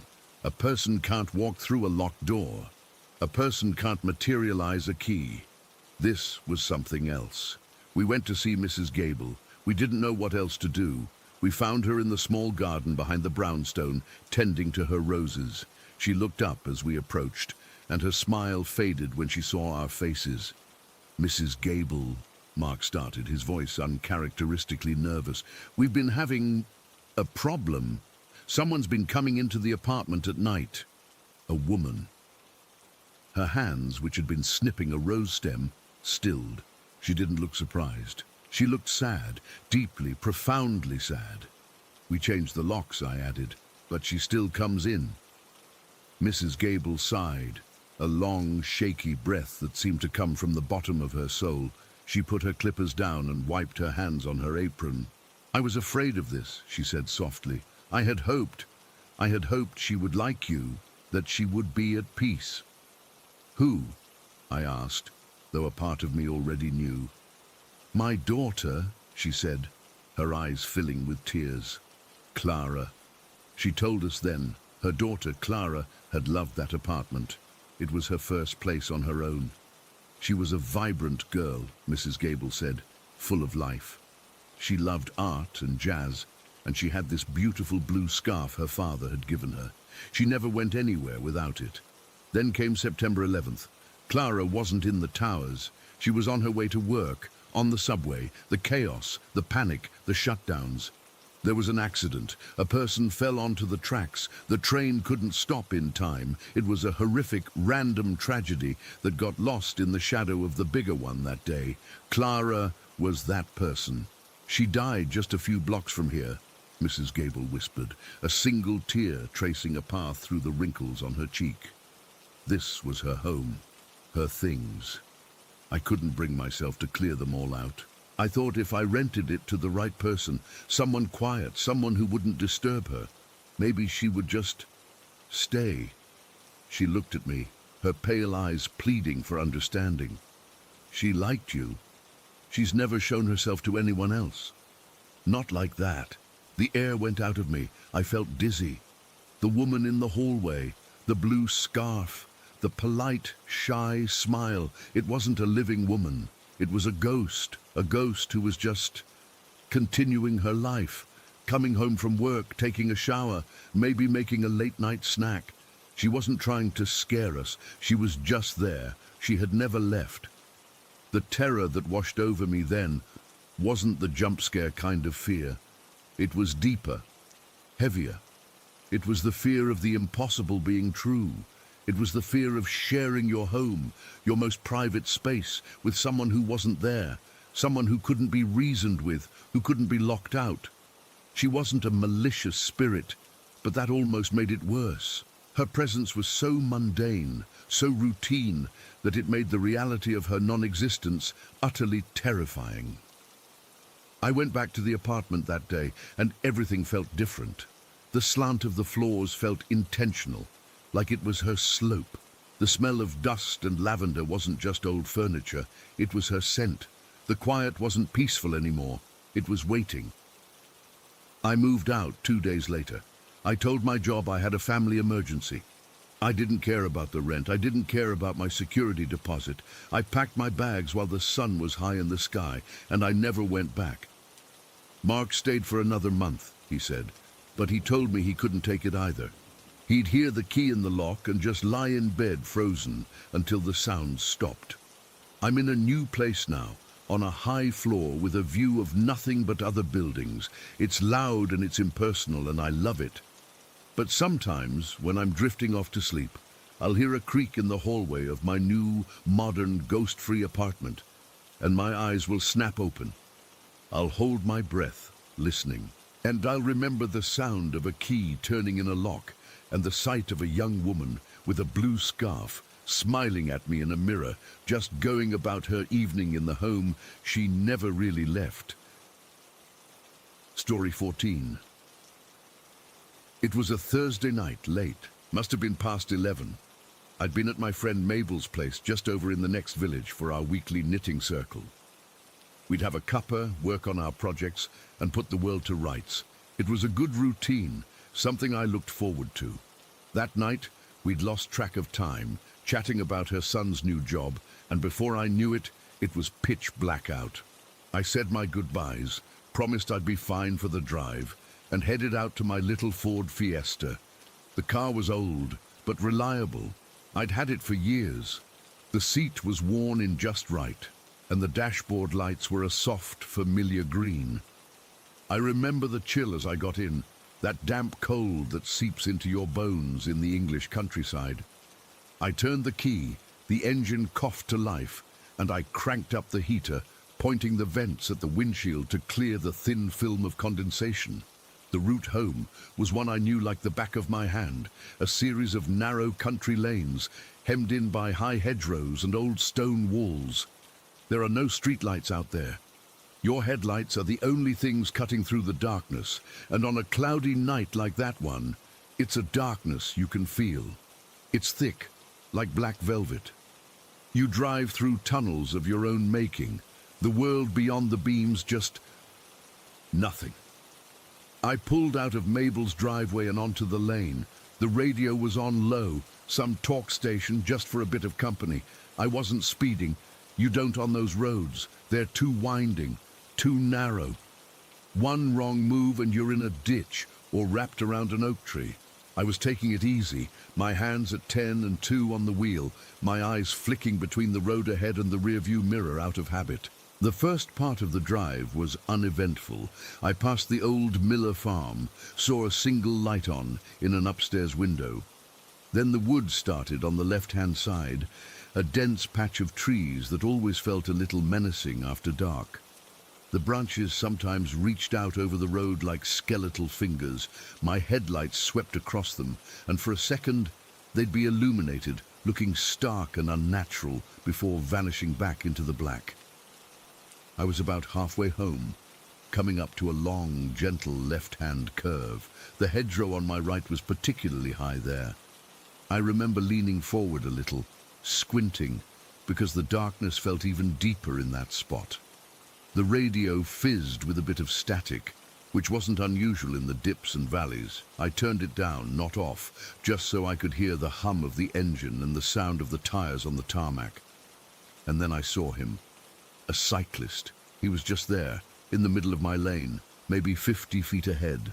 No light, no reflector, no high-vis clothing, nothing. Just a dark shape, hunched over the handlebars, pedaling directly towards me. It was the wrong side of the road for a cyclist, but you get all sorts on these lanes at night. Tourists, kids, people who've had a few too many at the pub. My heart leapt into my throat. It was pure instinct. I slammed my foot on the brake, my hands wrenching the wheel to the left to try and swerve around him. But it all happened in a split second. There was no time, there was no space. The lane was too narrow. I was going to hit him. I braced for it. I remember the muscles in my neck and shoulders locking up, my jaw clenching so tight I thought my teeth would crack. I let out a sound, a sort of choked gasp. My eyes squeezed shut for a fraction of a second, a stupid, helpless reflex. That's when it happened. The impact. It was a tremendous solid bang, a proper sickening metal-on-bone, meaty thud. The whole car shuddered with it. I felt it through the steering column, a violent jolt that traveled up my arms. The sound was deafening inside the small car, a hollow, final sort of noise that ripped through the quiet hum of the engine and the radio. I felt the front of the car lift and then drop, like I'd driven over a large animal, a badger or a fox, but 100 times worse. My eyes flew open. The car had stalled. I was still rolling forward, but slowly, just from momentum. My heart was hammering against my ribs, a frantic, wild drumming. My hands were shaking so badly I could barely keep hold of the wheel. Oh God, I've killed him. The thought was a cold spike driven straight into my brain. I've hit a man. I've killed a man. I managed to bring the car to a stop, my foot fumbling for the brake pedal. I sat there for a moment, just breathing or trying to. The air felt thick, hard to pull into my lungs. The only sound was the ticking of the cooling engine and the frantic thumping of my own heart in my ears. I had to get out. I had to see. I had to help him. My fingers were clumsy, numb with shock. As I fumbled for the door handle, I pushed the door open and practically fell out onto the road. The cold night air hit me like a slap. It was quiet out here, deathly quiet. No owls, no wind, nothing. I stumbled to the front of the car, my legs feeling like jelly. I was expecting to see a wrecked bicycle, a body, blood. I was preparing myself for the worst sight of my life. There was nothing. The front of my car was completely undamaged. I stared at it, my mind refusing to process what my eyes were seeing. I ran my hand over the bumper. It was cold, a little dusty, but perfectly smooth. No dent, no scratch, not even a scuff mark. The headlights were intact. The glass cover on the left one was even still cracked from a stone that had hit it months ago. I looked at the grille, the bonnet. Nothing. It was as if I'd just driven it out of the garage. My brain was screaming, but the noise, the impact, I felt it. I felt the car shudder. I heard the bang. I turned from the car and looked back down the road in the direction I'd come from. The beam from my headlights cut a swathe through the darkness, illuminating the empty lane, the tarmac, the hedgerow. There was no bicycle, no cyclist, no sign that anything had ever been there. I walked back, my steps slow and unsteady. I scanned the road, the edges, the base of the hedgerow. I was looking for a scrap of fabric, a piece of broken plastic, a spot of blood, anything. The road was clean. There were no skid marks from my tires, just the normal worn surface. I stood there in the middle of that country lane, completely alone, and a cold dread began to seep into me, a different kind of cold from the night air. This was a cold that started in my stomach and spread outwards. This wasn't right. This was impossible. I got back in the car, my movements slow and robotic. I locked the doors. My hands were still shaking. I tried the ignition, and the engine turned over and started right up, purring as if nothing had happened. I just sat there, gripping the steering wheel, staring out into the darkness where the cyclist had been. The rational part of my mind was scrambling for an explanation, a hallucination. I was tired, but not that tired. I'd had a cup of tea at Mabel's, for heaven's sake, a shadow, a trick of the light. But you don't feel a shadow. You don't hear a trick of the light make a sound that shakes your entire car. I put the car in gear and drove the rest of the way home at a crawl, my eyes darting everywhere, expecting to see that dark figure around every bend. Every shadow looked like a person. Every rustle of leaves from the hedgerow made me jump. I've never felt so exposed, so watched in my entire life. When I finally pulled into my own driveway, the relief was so immense I almost cried. I ran inside, locked the door behind me and put the chain on. I didn't even turn the lights on properly, just shuffled into the living room and sat in my armchair in the dark, still wearing my coat. I sat there for a long time, just listening to the silence of my own house. The clock on the mantelpiece ticked, the fridge hummed in the kitchen. Normal sounds, safe sounds, but I couldn't shake the feeling of that impact. It was a physical memory burned into my nerves. The jolt in my hands, the shudder of the chassis, the finality of that bang. It was real. I knew it was real. The next morning, in the clear light of day, I went out to inspect the car again. I got down on my hands and knees, looking at the underside of the bumper, the wheel arches, everything. There was not a single mark on it. It was just my old car, sitting in the driveway as it had for years. I told Mabel about it a few days later. She listened, her face growing more and more concerned. She's a practical woman, not one for fanciful stories. She suggested maybe I'd hit a large pheasant, that it had flown off, and the shock had made me imagine the rest. But a pheasant doesn't sound like that. It doesn't feel like that. I've hit birds before. It's a soft thump, a puff of feathers. This was structural. I asked around cautiously, not wanting to sound mad. I asked at the local shop. I mentioned it to my neighbor. Had anyone heard of anything like that on that stretch of road? Accidents? A cyclist who'd been killed there years ago? My neighbor, an older man who'd lived here his whole life, just shook his head slowly. "That's a lonely road," he'd said. "Always has been. Stories stick to lonely roads." He wouldn't say any more than that, but the look in his eyes told me he knew something, or believed something. That was it. That was all I ever got. No answers. No logical explanation that could ever account for what I saw, what I heard, and most of all, what I felt. So now, all these years later, that's what I'm left with. Not a story, but a memory that doesn't fit. A piece of my life that is fundamentally, terrifyingly wrong. I didn't just see a ghost, I hit one. I felt the collision. My car and a thing that wasn't there met in the dark, with a sound that still echoes in my bones. And sometimes, on a quiet night, when I'm driving home, I'll slow down before that left-hand curve, my knuckles white on the wheel, and I'll peer into the darkness, half expecting to see that hunched dark shape pedaling out of the past, and I wonder if he's still there, waiting for the next set of headlights to come around the bend. Story 15. It's funny how a place you've known your whole life can turn on you. My grandparents' house in a quiet, leafy part of England was that for me. It was always this warm, safe bubble of childhood memories. The smell of my nan's baking, the feel of the thick, floral patterned carpet under my bare feet, the particular way the old clock in the hall chimed, slightly out of sync. I was staying there for a few weeks, house-sitting while they were on a cruise. I was 22, and it felt like a little holiday, a break from my cramped city flat.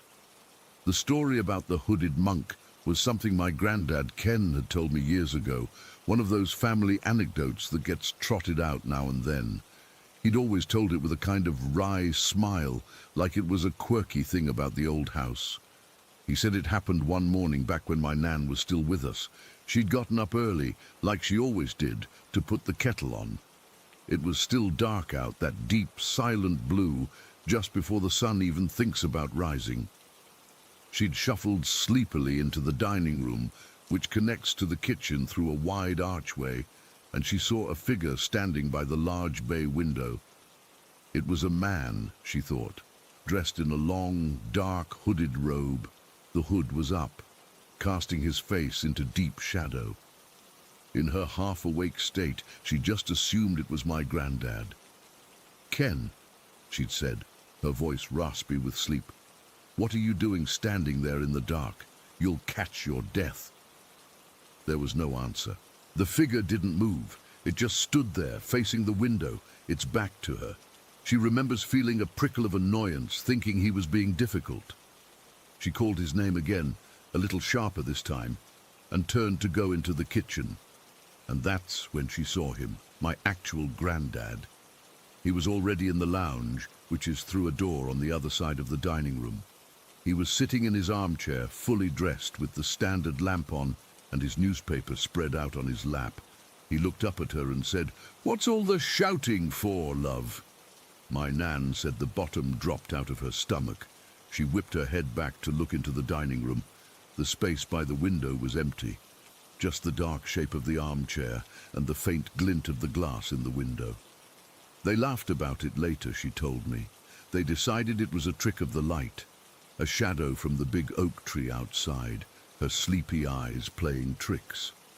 That was the end of it for her mostly, but a few weeks later, my granddad saw it too. He was coming down the stairs late one night to check the back door was locked. The stairs faced the dining room door, which was open. As he reached the bottom step, he glanced in, and there it was, the same hooded figure, standing in the exact same spot by the bay window. He said he froze, his hand still on the banister. He's not a man who frightens easily. He served in the army for years. He said the air went cold, a sudden shocking chill that made the hairs on his arms stand up. He didn't call out, he just stared, and the figure didn't move. It was just this presence, a shape of deeper darkness in the already dark room.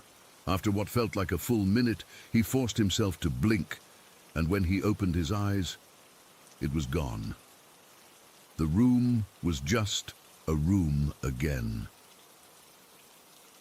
He told my nan the next morning, and that's when the laughing stopped. They never saw it together, and they never saw it again after that. They just accepted that there was something in the house, a quiet, non-threatening ghost they called the monk.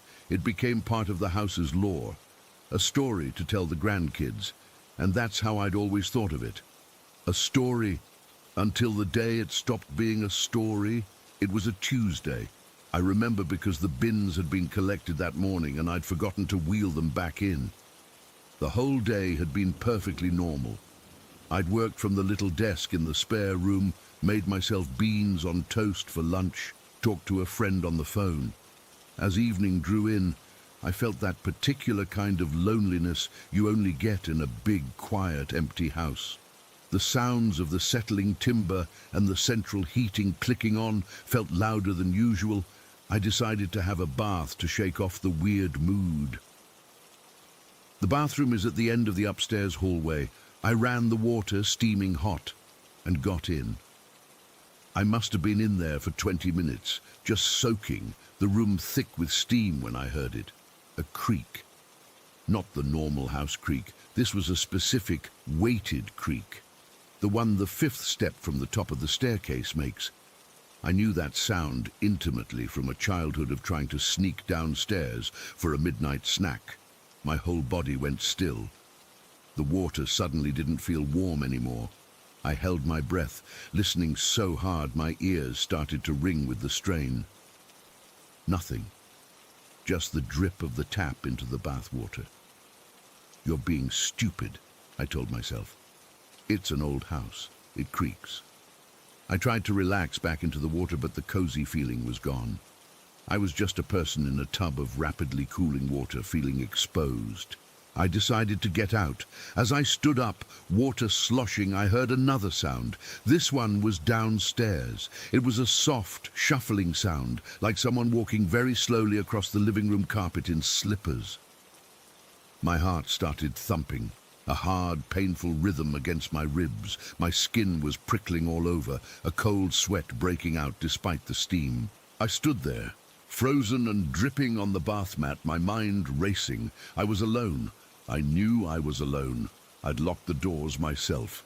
I'd even checked the back door twice, remembering my granddad's story. It's the pipes. It's the house settling. It's the wind. I ran through every logical explanation, but the shuffling sound didn't fit. It was too rhythmic, too deliberate. I wrapped a towel around myself, my hands shaking so badly I could barely tie it. I had to go and look. The thought of staying in the bathroom, trapped, was worse than the thought of finding nothing downstairs. I cracked open the bathroom door. The hallway was dark and silent. The air felt different up there, heavier, colder. I tiptoed to the top of the stairs and peered down into the gloom of the hall below. The front door was closed. The little table with the telephone was exactly as I'd left it. I crept down the stairs, avoiding the fifth step out of pure, childish habit. Each creak of the wood under my weight made me wince. At the bottom, I stood in the hall, listening. The house was silent again. The shuffling had stopped. From where I was standing, I could see into the living room through the partially open door. It was dark, the shapes of the furniture just lumps of shadow. Then my eyes were drawn to the dining room.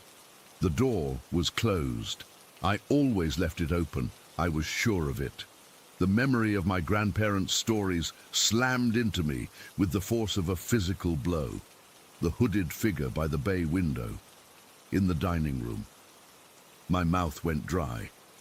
I should have just turned around, run back upstairs, and locked myself in a bedroom, but a morbid, terrifying curiosity had its hooks in me. I had to know. I had to see if the door was just pushed to by a draft, or if it was really closed. I walked towards it, my bare feet silent on the hall rug. The air around the dining room door was noticeably colder, a pocket of chill in the otherwise warm hall. I reached out a trembling hand and wrapped my fingers around the cool brass of the doorknob. I could feel my pulse thrumming in my fingertips. I took a deep, shaky breath and turned the knob. The door swung inward, silently. The dining room was pitch black. The heavy curtains were drawn over the bay window, blocking out any light from the street lamps outside. I fumbled for the light switch on the wall to my left, my palms slapping against the plaster. I found the familiar plastic ridge and flicked it up. The overhead light didn't come on. I flicked it down and up again. Nothing. Just a dead, empty click. A cold dread, slick and heavy, began to pool in my stomach. I knew that light bulb was fine. I'd eaten breakfast in there that very morning. I was about to back away, to give up on this stupid investigation and just run, when my eyes began to adjust to the deep gloom, and that's when I saw it, a shape, a tall, dark, human-shaped silhouette, standing in front of the curtains, right where the bay window was. It was facing me. The hood was up. A void of blackness where a face should be. I couldn't move. I couldn't breathe. I was pinned to the spot by a wave of pure, undiluted terror. This wasn't a story anymore. This wasn't my granddad's wry anecdote. This was a thing, a presence, standing 20 feet away from me in the dark. I could feel it looking at me. I couldn't see any eyes, but I felt its attention like a physical pressure, a weight on my skin. We stood there, locked in that silent tableau for what felt like an eternity. My brain was screaming at my legs to run, but they were made of stone. I was shivering violently, my wet hair plastered to my neck, the towel feeling flimsy and useless.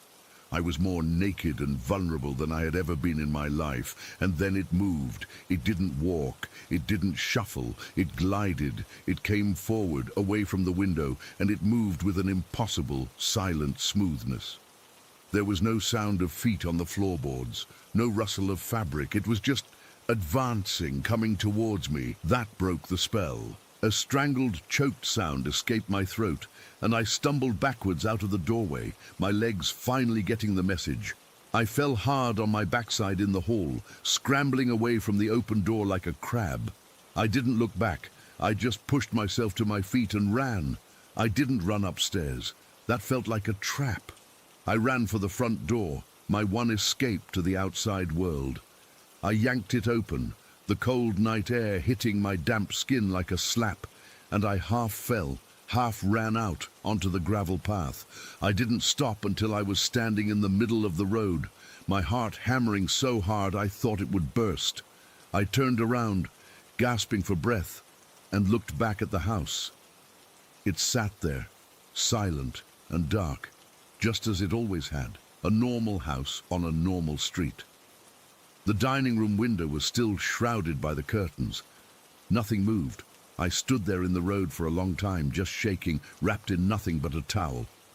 A car eventually drove by, slowing down, the driver probably wondering what the hell I was doing. The normality of it was jarring. The world was still turning, but my world had just been torn open. I couldn't go back in. I ended up calling a friend from my mobile, which I'd thankfully grabbed in my panic. I babbled something about a break-in, too ashamed and terrified to tell the truth. He came and picked me up, and I stayed at his place. I went back the next day, in the bright, unforgiving light of a Wednesday morning, with my friend for support. The house was exactly as I'd left it. The bath water was cold and scummy. The towel I'd dropped was still in a heap in the hall. The dining room door was still open. We went in. The room was bright, sun streaming through the now open curtains. I walked over to the light switch and flicked it. The overhead light blinked on immediately, flooding the room with a warm, yellow glow. I looked at the spot by the bay window. There was nothing there, just the familiar pattern of the rug. I never saw it again. I stayed in a hotel for the rest of my grandparents' trip and made up an excuse about a plumbing issue when they returned. I never told them. What would I say? That their story was true, and it was more terrifying than they could ever have imagined. The rational part of my mind still tries to fight it. Sleep paralysis, a waking dream, a hallucination brought on by stress. But I was awake.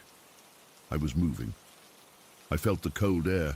I heard the creak. I saw it move. I felt its attention on me. My granddad had described a feeling of cold and a presence. That's what it was, a presence. It wasn't just a visual trick, it was an intelligence, a consciousness that filled that dark room.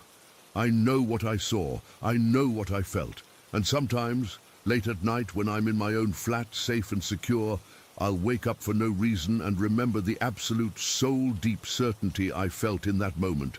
The certainty that I was not alone, and that the thing sharing the house with me was not, and had never been, human. I never found an explanation. I just learned to live with the memory of the hooded shape in the dark, and the chilling knowledge that some doors, once opened, can never truly be closed again. Story 16. It was one of those ideas that sounds amazing when you're brainstorming over cheap beer in a cramped apartment. A weekend completely off the grid, no service, no noise, just a few friends in a cabin my buddy had access to way up in the Adirondacks. He said his uncle used it for hunting, that it was rustic but solid. Rustic was an understatement. The drive up was all laughter and loud music, the kind of forced fun you have when you're trying to outrun the feeling of a long work week. We got there late Friday afternoon. The cabin was exactly as described. A single-room structure made of dark, weathered wood, tucked into a dense patch of forest so deep the sunlight barely made it to the ground. The air was cold and clean, smelling sharply of pine and damp earth. The only sound was the wind moving through the high branches. It was the kind of quiet that feels heavy, like a physical thing pressing in on your ears. We unpacked the car. Coolers of food, a case of beer, our duffel bags. The inside was one open space with a rough-hewn wooden table, a small wood-burning stove, and 2 sets of bunk beds pushed against the walls. There was a propane lamp hanging from a beam, and that was it for modern comforts. No electricity, no running water. There was an outhouse about 50 feet behind the cabin, a little wooden shed that already looked like something I did not want to visit after dark. The first few hours were fine. We got a fire going in the stove, which took the deep chill out of the air. We played cards, told stupid stories, and just enjoyed the novelty of the silence. But as the sun started to go down, the atmosphere changed. It's hard to explain, but the woods didn't feel peaceful anymore. They felt watchful. The trees, which had just been trees in the daylight, now looked like a solid, impenetrable wall of black. Every snap of a twig outside made my head jerk up. I kept telling myself it was just a deer or a raccoon, the usual forest noises my city brain wasn't used to. My friends, Mark and Chris, didn't seem to notice, or if they did, they didn't let on. They were laughing about something, their voices too loud in the small space. I decided to step out for a minute just to get some air and shake off the creeping unease. I told them I was going to get more firewood from the stack beside the cabin. I stepped outside, and the cold hit me like a slap. It was that deep, wet cold that seeps right through your clothes. My breath plumed in the air in front of me. The last bit of twilight was a thin, dirty orange line on the horizon, but down here at ground level, it was already full night. The only light came from the cabin's single, grimy window, casting a weak yellow rectangle onto the ground. I walked over to the woodpile, which was stacked against the side of the cabin under the eaves. The forest was right there, maybe 20 feet from the front door. It was utterly black. I started grabbing logs, the bark rough against my bare hands. The silence was absolute. No wind, no insects, nothing. It was the kind of quiet that makes your own heartbeat sound loud in your ears. That's when I heard it. It wasn't a sound I can easily compare to anything. It started as a low, guttural rumble. So deep I felt it in my chest, more than I heard it with my ears. It vibrated up through the soles of my boots. Then it rose in pitch and volume into this full-throated, deafening roar. It wasn't an animal sound, not a bear, not a mountain lion. I've heard those on documentaries. This was different.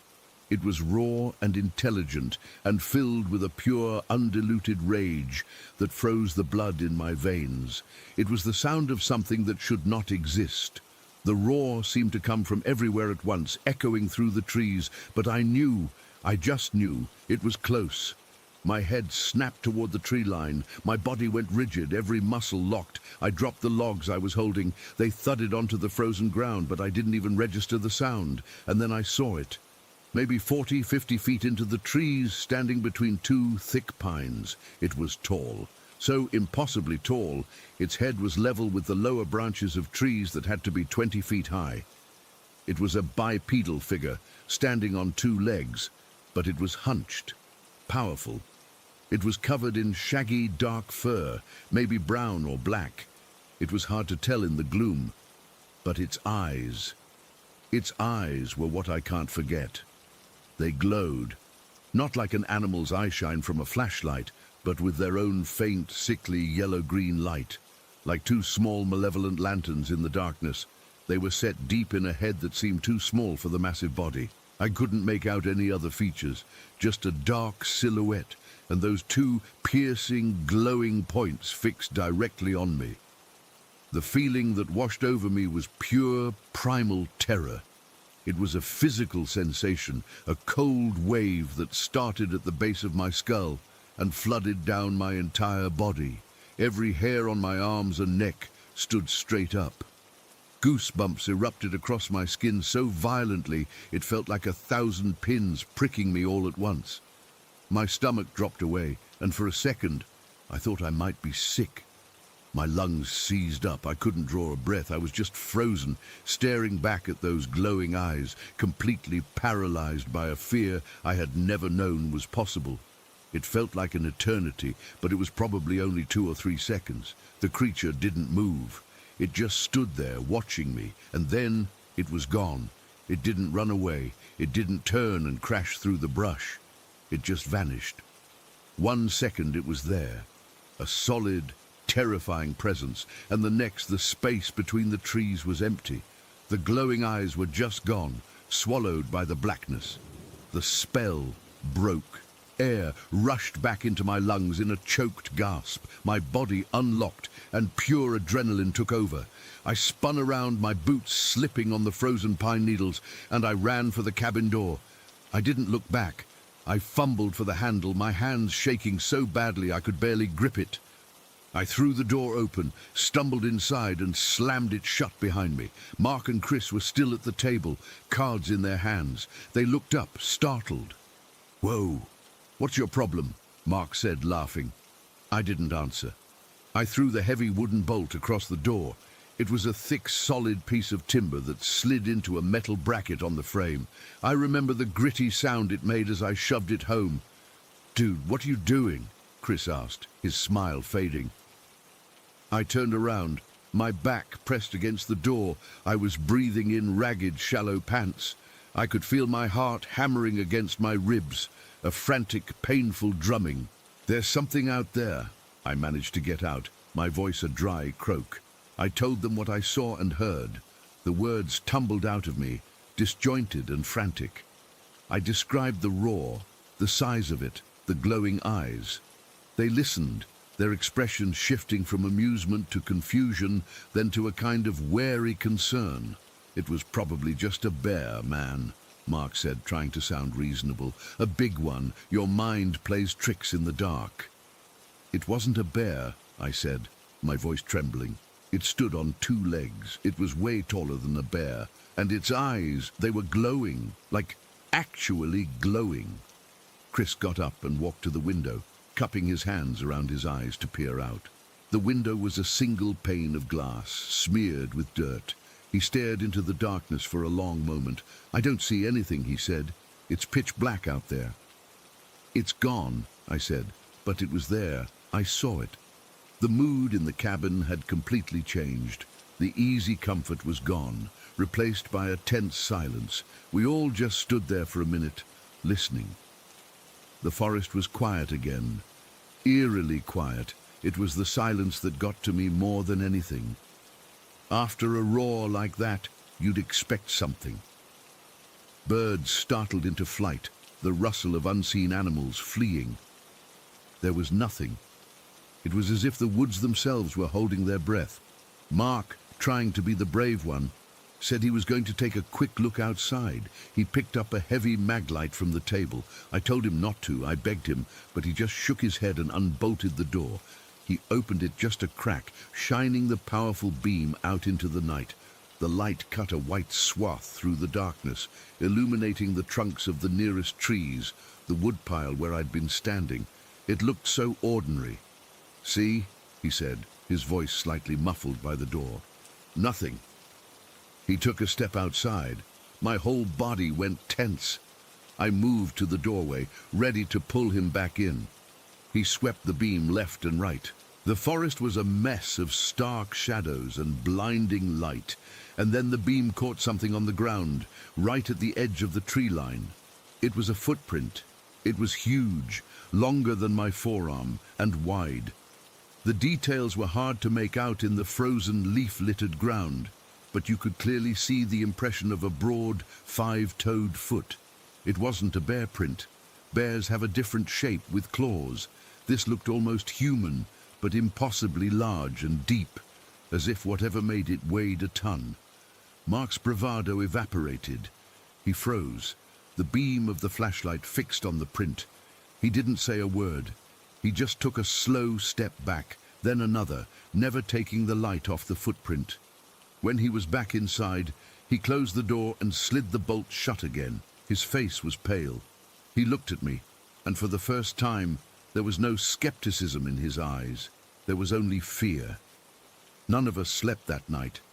We sat on the bottom bunks, the propane lamp turned down low to save fuel, casting long dancing shadows around the room. We didn't talk much. What was there to say?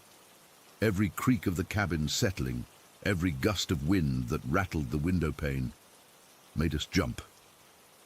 We took turns staring out the window, seeing nothing but our own pale, frightened reflections staring back. At one point, maybe around 2 in the morning, we heard it again. Not the full roar, but a sound. A low, rhythmic thumping noise coming from the side of the cabin. It was slow and deliberate. Thump, thump, thump. It sounded like something very large and very heavy was pacing back and forth, just out of sight. It went on for about 10 minutes, and then it stopped as suddenly as it had started. We didn't speak. We just looked at each other, our eyes wide. Chris had his knees pulled up to his chest like a little kid. The rest of the night was a slow, agonizing crawl. The darkness outside the window felt like a living entity, pressing against the glass, waiting. I've never been so aware of how flimsy a wall of wood can feel. I kept imagining those glowing eyes appearing in the window, but they never did. When the first grey light of dawn finally began to filter through the trees, it was the most profound relief I have ever felt. The world outside slowly took shape again, losing its terrifying blackness. The sun hadn't risen yet, but the sky was lightening to a pale, sickly grey. As soon as it was light enough to see clearly, we packed our things in a frantic, silent hurry. We didn't discuss it. We just moved, shoving our stuff into duffel bags, not caring how it went in. We left the coolers, the leftover food, everything. We just wanted to be gone. I was the last one out. Before I closed the cabin door, I took one last look at the footprint. In the flat morning light, it looked even more distinct, more menacing. It was real. It was there. The drive home was nothing like the drive up. No one spoke. We just stared out the windows, lost in our own thoughts. The familiar sights of towns and highways should have been comforting, but I just felt numb. I kept seeing those glowing eyes in my mind. I still see them. We never went back. We never even talked about it with each other after that day. It was like an unspoken agreement to just pretend it never happened, but I know it did. I know what I saw. I felt its rage in that roar. I felt its gaze in those glowing eyes, and I felt the sheer, mind-shattering terror that only comes from facing something you cannot explain, something that should not be.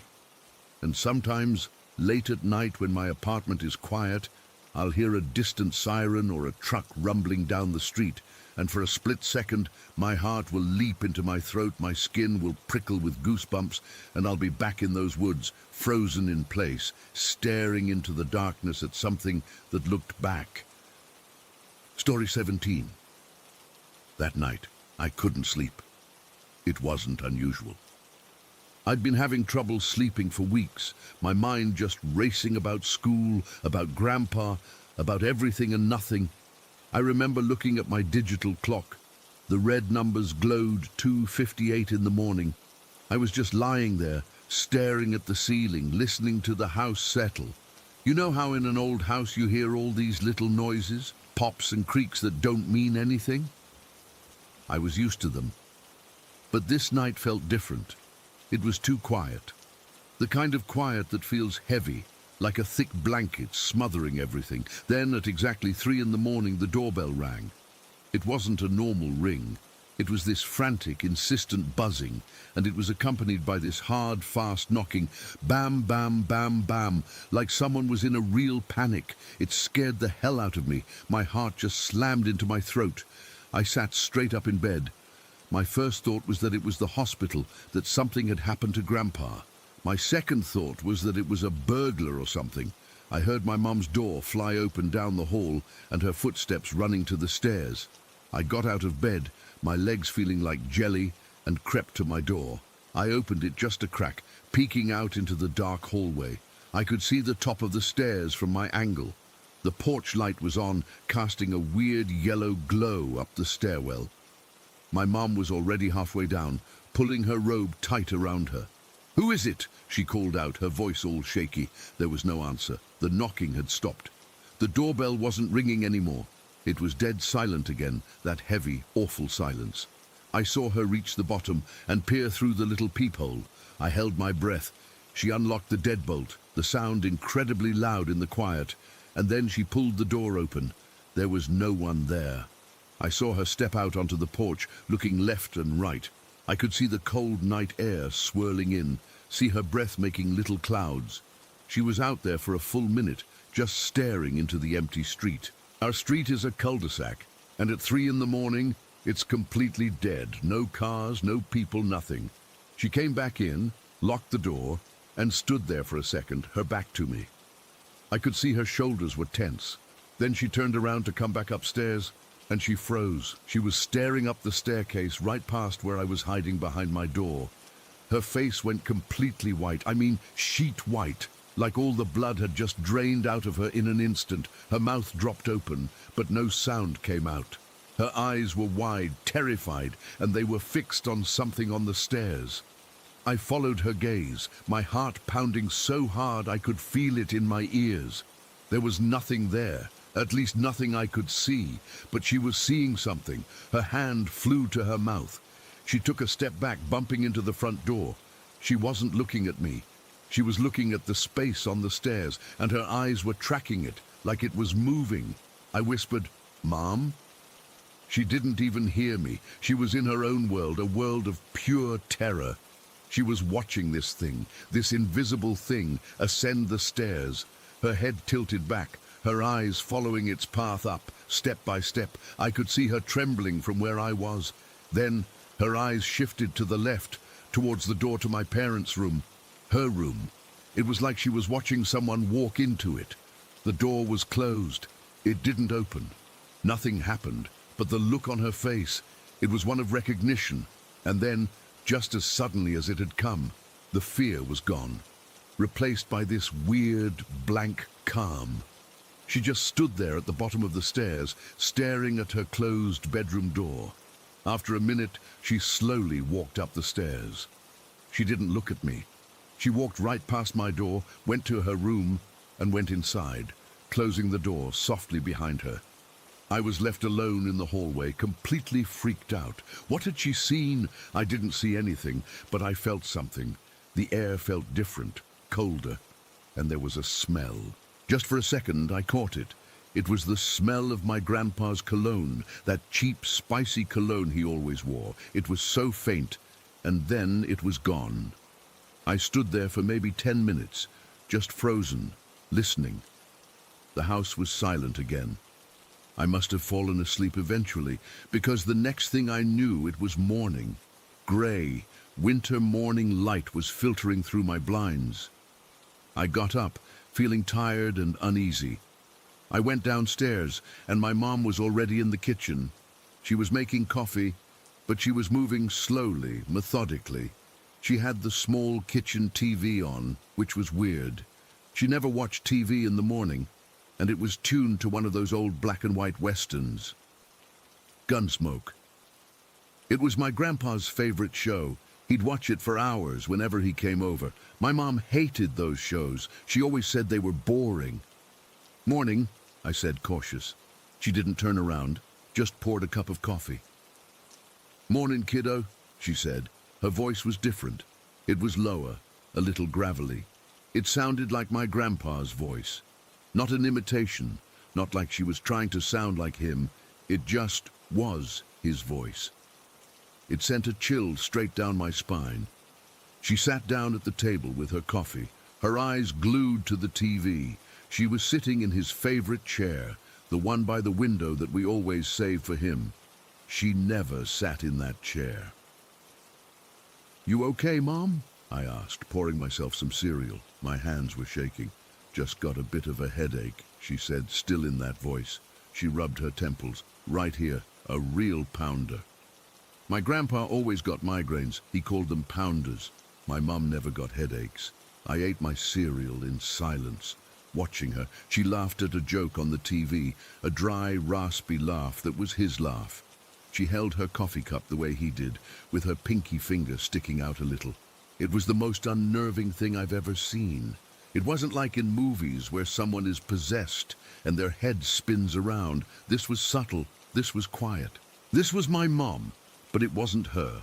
It was like someone had put on a suit of her skin and was wearing it, but they didn't quite know how to move right. She spent the whole morning like that, watching his shows, speaking in his voice. At one point she looked out the window at the bird feeder and said, "Those damn sparrows are hogging all the seed again." My grandpa used to say that exact thing every single time he visited. I tried to talk to her about normal stuff, about school, about what we were going to do for Christmas, but she'd just give these short, vague answers in that voice, her attention never really leaving the TV. It was like I was talking to a ghost wearing my mother's face. Around noon, she said she was going to lie down. The headache was getting worse, she said. She went upstairs to her room. I stayed in the living room, feeling sick to my stomach. I didn't know what to do. Should I call someone? My dad was away on a business trip. Who would I call? An ambulance? A priest? It all sounded crazy. A couple of hours later, she came back downstairs. She looked pale and tired, but her voice was her own again. "I had the strangest dream," she said. Her voice soft and normal. She sat on the couch, pulling a blanket over her legs. "What was it?" I asked, my heart still thumping. "I dreamed about your grandfather," she said, staring at the blank TV screen. "He was standing at the foot of my bed. He looked healthy, like he did before he got sick. He was smiling. He didn't say anything. He just looked at me, and then he turned and walked towards the bedroom door. But he didn't open it. He just walked through it, and then he was gone." She looked at me, and her eyes were full of a deep, profound sadness. It felt so real. The phone rang. It was so loud and sudden in the quiet house that we both jumped. It was the old landline phone, the one with the actual bell inside it. It sat on a small table in the hallway. My mum got up slowly and walked to it.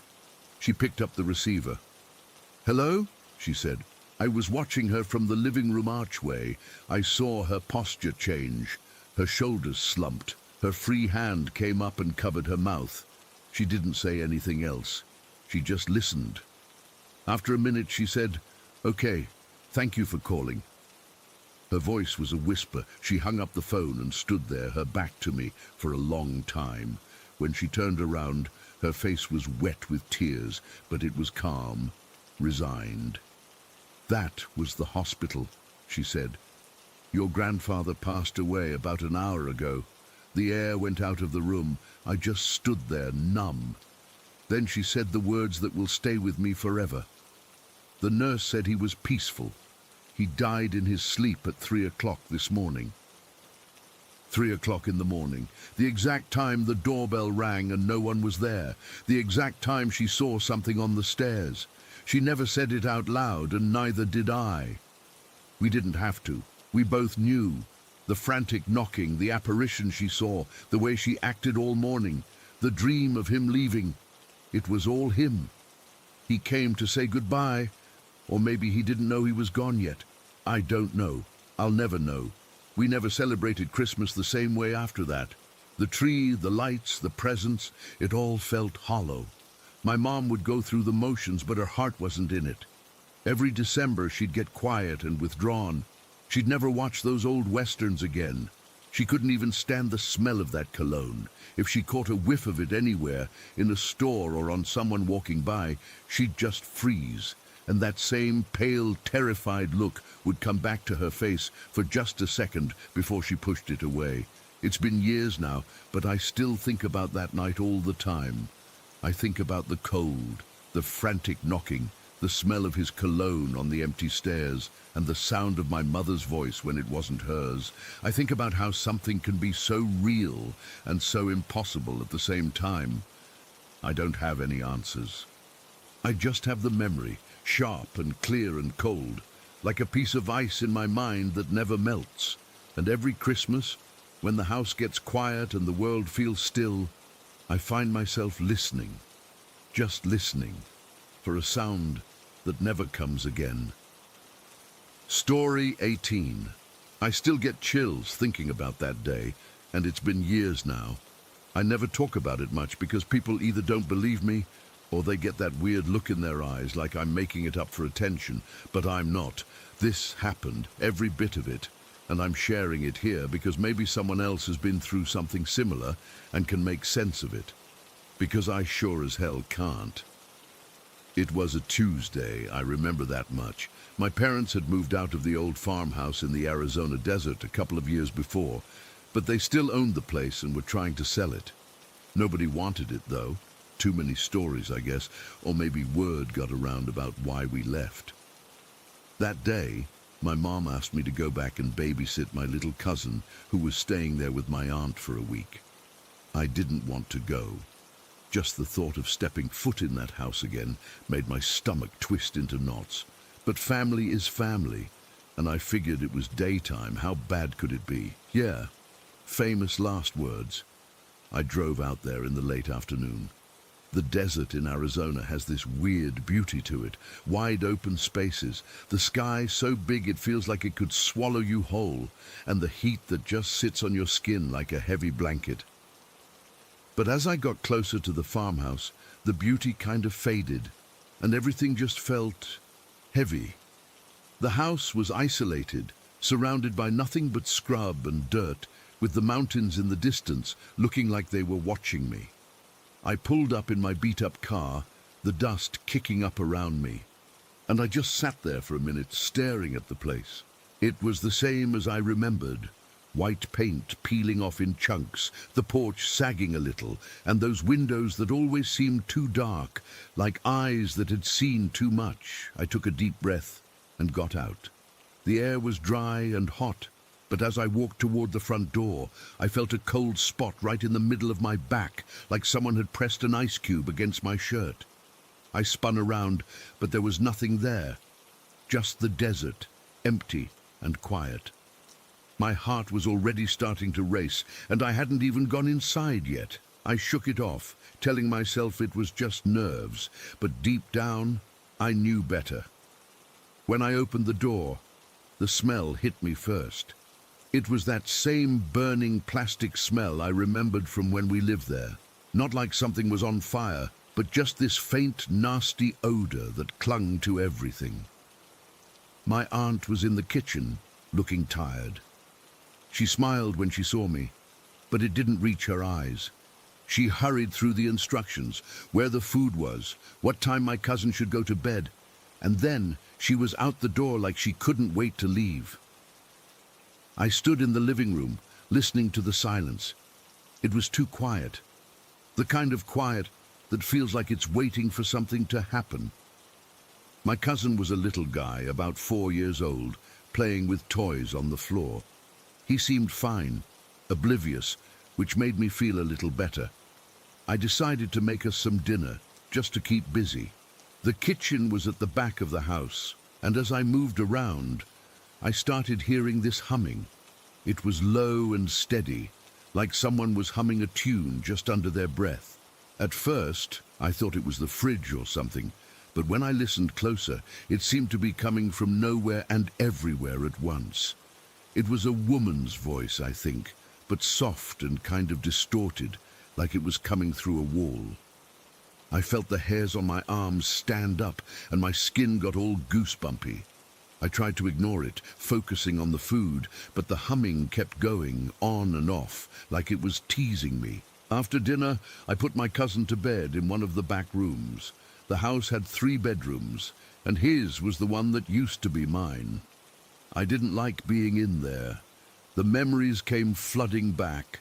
The nights I'd lay awake, feeling my bed shake like someone was underneath it, rocking it back and forth, or the whispers that would call my name, so clear I'd sit up and look around. But there'd be no one there. Once, I saw a woman crawling across the floor, pale and balding, her movements all jerky and wrong. I never forgot that, so putting my cousin in that room felt like a betrayal, but it was the only one with a bed made up. I tucked him in and went back to the living room, planning to watch some TV and wait for my aunt to come back, but the TV wouldn't turn on. The remote was dead, and when I tried the switch, nothing happened. The lights were still on though, so it wasn't a power outage. I sat on the couch, feeling uneasy. The humming had stopped, but now there was this banging noise coming from the attic. Not like someone walking around, but more like something heavy being dragged across the floor.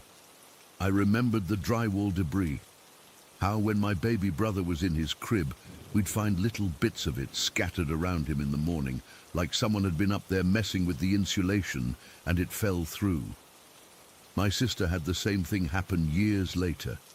Hearing that noise now, my stomach dropped. I didn't want to go up there, no way in hell. Then the dog started acting weird.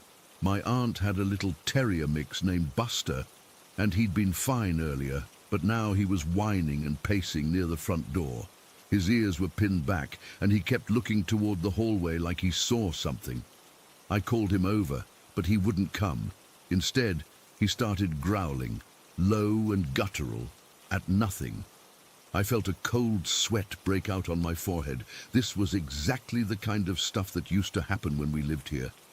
I decided to check on my cousin. As I walked down the hall, the burning plastic smell got stronger, almost making me gag. I pushed open his door, and he was asleep, thank God. But as I stood there, I heard a whisper. It was so clear, right in my ear, like someone was standing next to me. It said my name, not shouted, just whispered, all breathy and cold. I froze, my heart hammering in my chest. I spun around, but the room was empty except for my cousin sleeping. My hands were shaking, and I had to lean against the doorframe to steady myself. That's when the shouting started.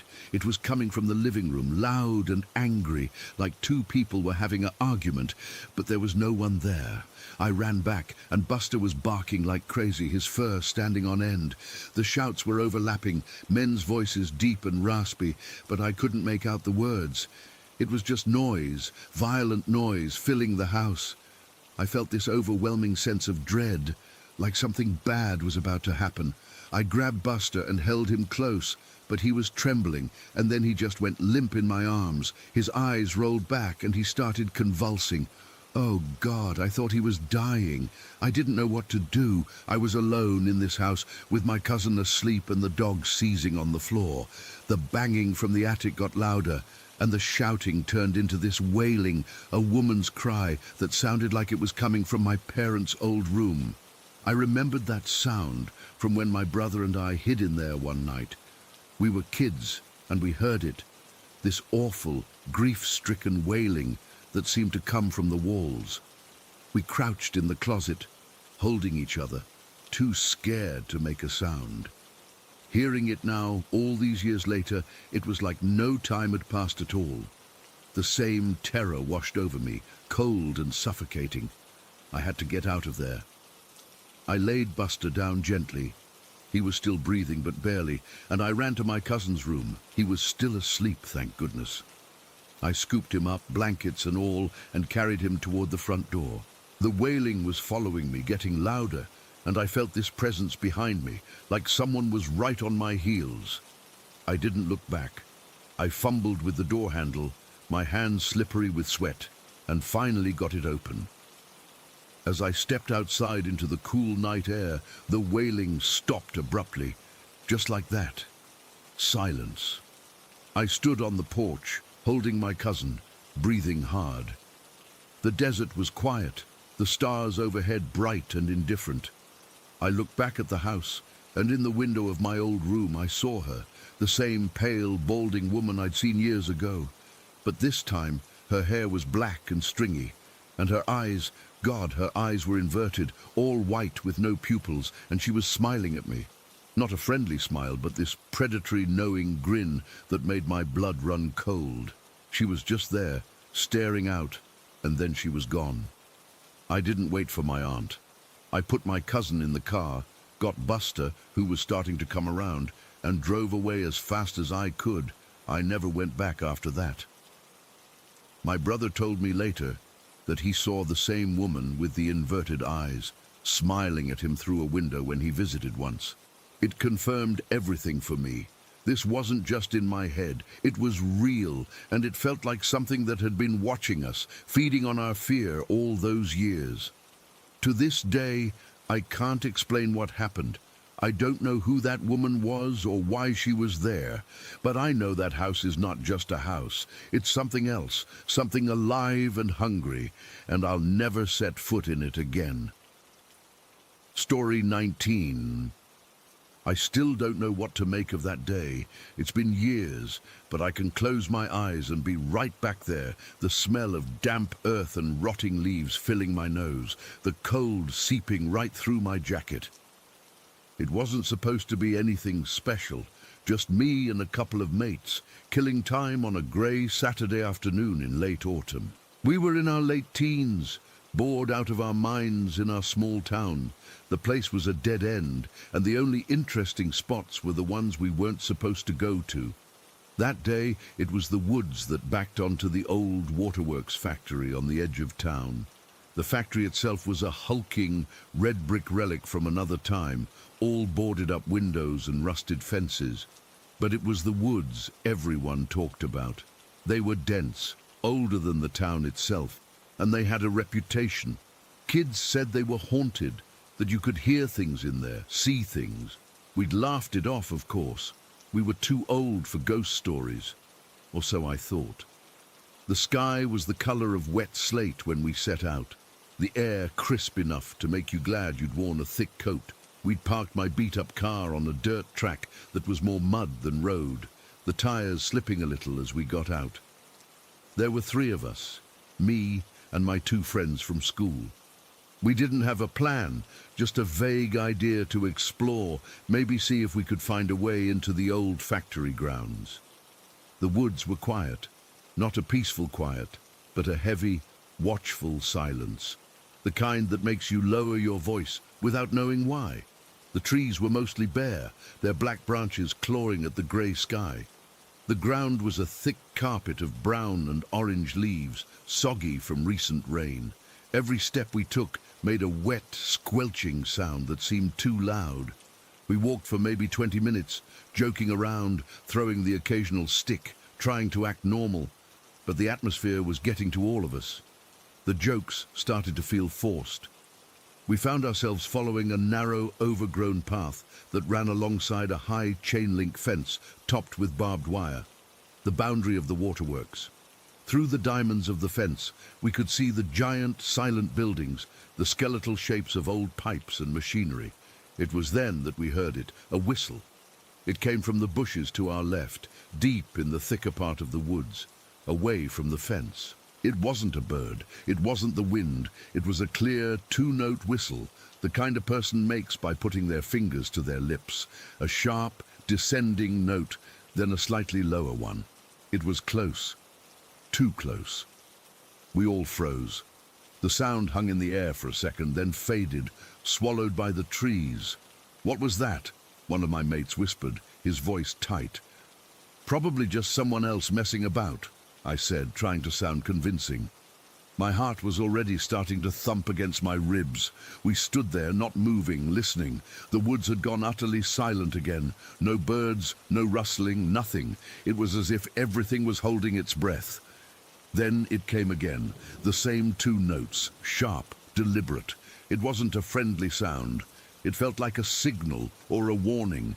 It came from the exact same spot, maybe 20, 30 feet into the thicket. A cold dread, solid and heavy, settled in my stomach. This wasn't right. There was no reason for anyone to be standing in a dense patch of thorny bushes, whistling like that. My friends looked at me, their faces pale. I saw the fear in their eyes, and it mirrored my own. But a weird, reckless feeling washed over me.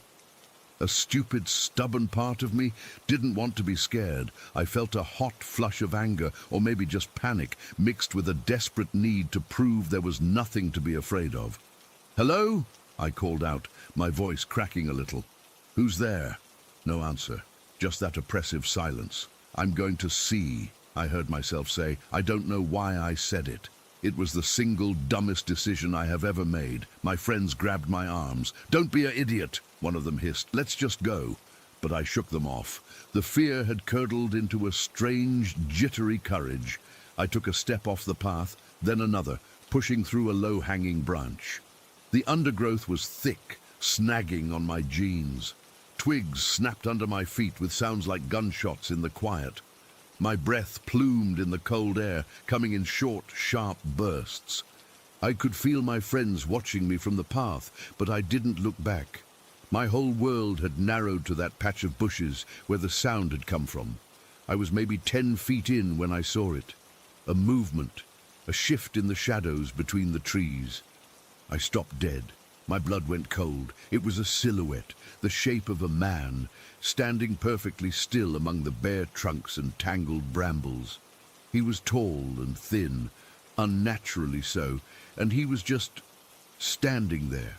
I couldn't make out any features, no face, no clothes. It was just a solid black cutout of a person against the gloomy grey-brown of the forest. He wasn't moving, but I just knew, he was looking right at me. The whistle had stopped. The woods were dead silent again.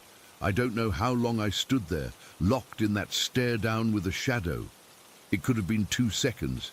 It could have been 20. Time seemed to stretch and warp. My brain was screaming at me to run, but my legs felt like they were made of stone. Then, a tiny rational part of my mind broke through the terror. This is real. This is happening. Run. I turned. I didn't think. I just spun on my heel and crashed back through the undergrowth, not caring about the noise, not caring about the thorns tearing at my clothes.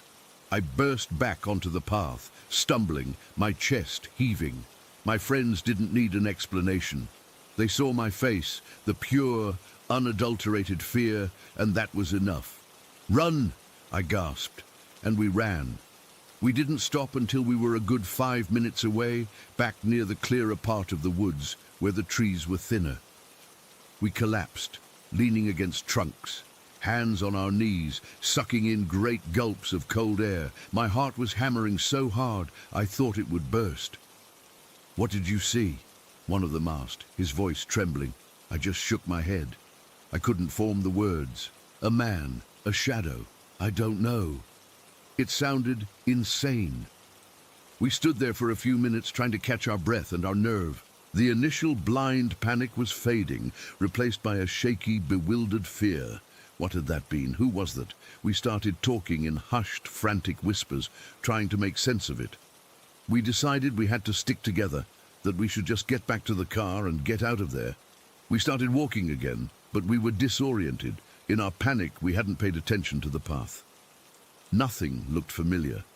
The woods all looked the same. Grey trees, brown leaves, endless repeating patterns.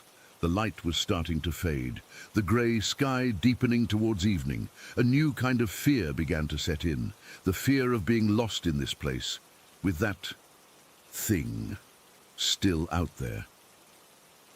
That's when we stumbled into the clearing. It was a perfect circle, unnaturally so, as if the trees had decided to keep their distance. The ground was mostly bare earth, covered in a layer of moss and a few stubborn patches of grass. And right in the center of it was the thing that in some ways was even more disturbing than the silhouette. It was a cross, about 2 feet tall, made from 2 straight sticks lashed together with what looked like old, grimy string. It was crude, like something a child would make, and impaled on the top of the cross, its soft body skewered by the point of the upright stick, was a teddy bear. It was an old thing, once probably a cream color, now stained a dirty grey-brown from mud and weather. One of its black plastic eyes was missing, and its fur was matted and flat. It hung there, limp, its little arms dangling down. It was a sickening sight. It wasn't just discarded trash. It was placed, arranged. It felt like a message, or an offering, or a warning. The air in the clearing felt colder, stiller than in the rest of the woods. We didn't say a word. We just stared. The image of that lonely, violated toy on its crude altar in the middle of the empty woods is burned into my brain. It was so wrong. So deeply, fundamentally wrong. One of my mates, the one who always had his phone on him, finally broke the silence. We should take a picture, he whispered. It wasn't a suggestion born of curiosity. It was a need for proof. We needed something to show that we weren't crazy, that this was real. He fumbled with his phone, his hands shaking so badly he almost dropped it. The electronic shutter sound was obscenely loud. The flash went off, a stark white light that illuminated the bear and the cross for a split second, making the shadows jump. In that flash, the bear looked even more grotesque. We didn't look at the picture. He just shoved the phone back in his pocket. We need to go. Now, I said. My voice was a dry croak. We turned and practically fled the clearing, not looking back. This time, we were lucky. We found a path that looked familiar, and within 10 minutes we saw the roof of my car through the trees. We didn't speak on the walk back. The only sounds were our frantic footsteps and our ragged breathing. Getting into the car was a relief so profound, it was almost physical. The slam of the doors, the familiar smell of old fast food and upholstery. It felt like returning to the real world. I turned the key, and the engine sputtered to life. I reversed down the muddy track, my hands gripping the wheels so tightly my knuckles were white. None of us spoke. We just stared out the windows at the darkening woods, as if expecting to see the thin man step out from between the trees and wave goodbye. We drove back into town in silence. The streetlights were starting to come on, casting an orange glow on the pavements. It felt surreal, being back in a place with houses and people and normality, carrying the memory of what we'd just seen inside us, like a cold stone. We went our separate ways with a few mumbled words, not making any plans to talk about it later. I went home, took a shower that was as hot as I could stand, and tried to scrub the feeling of the woods off my skin. It didn't work. I kept seeing the silhouette. I kept seeing the bear. Later that night, the storm hit. It came out of nowhere, a proper gale. The wind howled around the house, rattling the windows in their frames. Rain lashed against the glass. I was lying in bed, staring at the ceiling, unable to sleep, listening to the fury of it. And then I remembered the woods. I thought about those narrow paths, the dense trees. I got a sick, sinking feeling in my gut. The next morning, the news was full of it. Fallen trees, widespread damage, local roads blocked. And then I saw a small article online, a photo of a familiar dirt track, now completely impassable. A giant oak had been torn from the ground by its roots, its trunk and massive canopy blocking the entrance to the woods near the waterworks factory. Another few trees had come down deeper in, effectively sealing off the area we'd been in. It felt like more than a coincidence. It felt like a door slamming shut, like the woods themselves were making sure we or anyone else couldn't go back, couldn't disturb whatever was in there again. We never did go back. We never even talked about it much. It was too big, too strange. What would we say? That we were chased out of the woods by a whistling shadow man and a creepy teddy bear? It sounds ridiculous, but I have the picture. My mate sent it to me a week later. I've only looked at it once. It's exactly as I remember it. The grey clearing, the stick cross, the one-eyed bear, pinned there like a butterfly in a display case. I don't know what we heard. I don't know who or what that silhouette was. I don't know why the bear was there. I don't have any answers. All I have is the memory of that cold, silent woods, the sound of a whistle that wasn't meant for us, the sight of a shape in the trees, and the feeling, the absolute certainty that we had stumbled into something we were never meant to see. And sometimes on a quiet night when the wind picks up, I can still hear those two notes in my head. And I wonder if it was a warning we were just lucky enough to have heeded in time, or if it was something else entirely. Story 20. Hey, so I've never really posted anything like this before, but I need to talk about what happened to me. It's been eating at me for a while now, and I still get this cold feeling in my stomach whenever I think about it. I'm not one to believe in ghosts or anything like that, but this was different. It felt too real to just brush off. It all came to a head on a cloudy afternoon in 2019. I remember the date because it was exactly 8 years after something else that messed with my head, but I'll get to that. My childhood cat, this sweet old tabby I'd had since I was a kid, had died just a couple of weeks before. I was crushed. She was like a part of me, you know. Coming home to an empty house felt wrong, like the air was too still. So I decided to adopt a new kitten, not to replace her, but just to fill that void a little. I drove over to the local shelter that day. The place smelled like disinfectant and wet fur, which is pretty standard, but it always makes me a bit sad. I walked through the rows of cages, listening to the meows and scratches, and my eyes landed on this one little guy. He was a black, long-haired kitten, just a ball of fluff, and he had these tiny white freckles scattered across his nose and paws. Something about him made me stop. He wasn't meowing like the others. He was making this weird chirping sound, almost like a bird. It was cute, but it also sent a weird shiver down my spine, like I'd heard it before. I didn't think much of it at first. I filled out the paperwork, and the shelter worker told me he was about 8 weeks old. I took him home in one of those cardboard carriers, and he was quiet the whole ride, just chirping softly now and then. When I got inside, I let him out in the living room.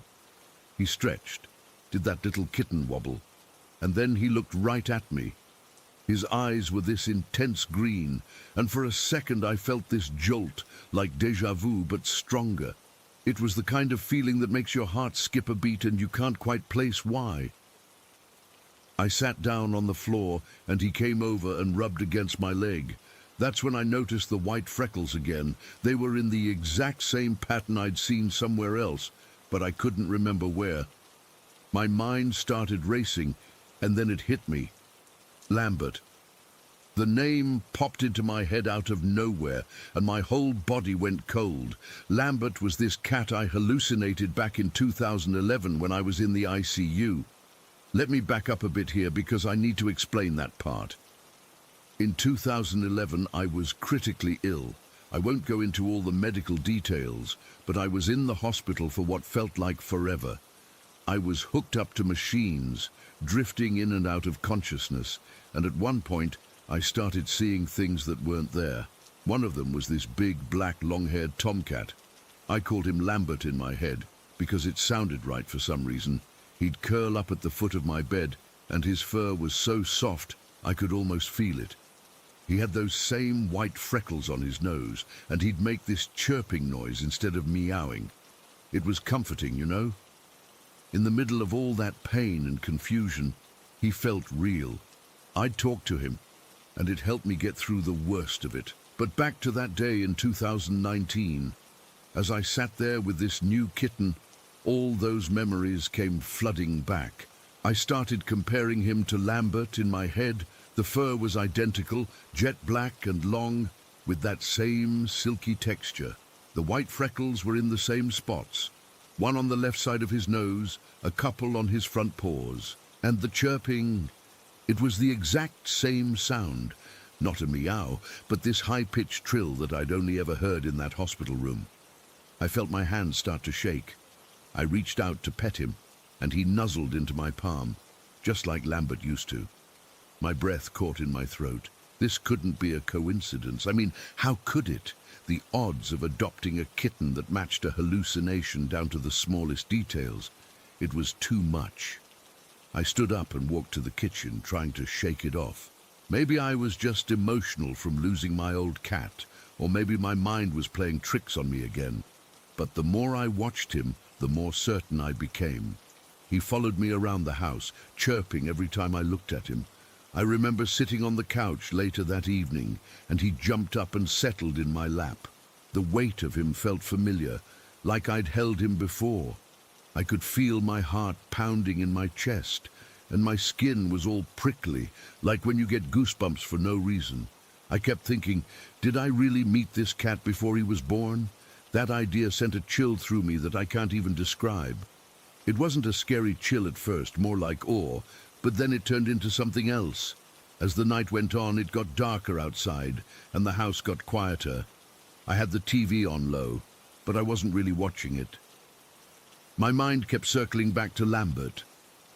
In the ICU, he'd been this solid presence, something I could cling to when I felt like I was fading away. I remembered one time I was in so much pain that I couldn't breathe right, and he just curled up next to me, and his purring seemed to calm me down. Now, here was this kitten doing the same thing. He started purring in my lap, and it was that same deep, rumbling sound. I got up to get a glass of water, and he followed me to the kitchen. The floor was cold under my feet, and I could hear the hum of the refrigerator. I looked down at him, and he tilted his head, chirping again. That's when the fear really set in. It wasn't a jump scare kind of fear. It was deeper, like this slow dread that creeps up on you. What if this wasn't just a weird coincidence? What if it was something else? I don't believe in the paranormal, but in that moment I couldn't help it. My rational mind was fighting with this gut feeling that something was off. I decided to check some old photos, see if I had anything from the hospital time. I don't know why I thought that would help.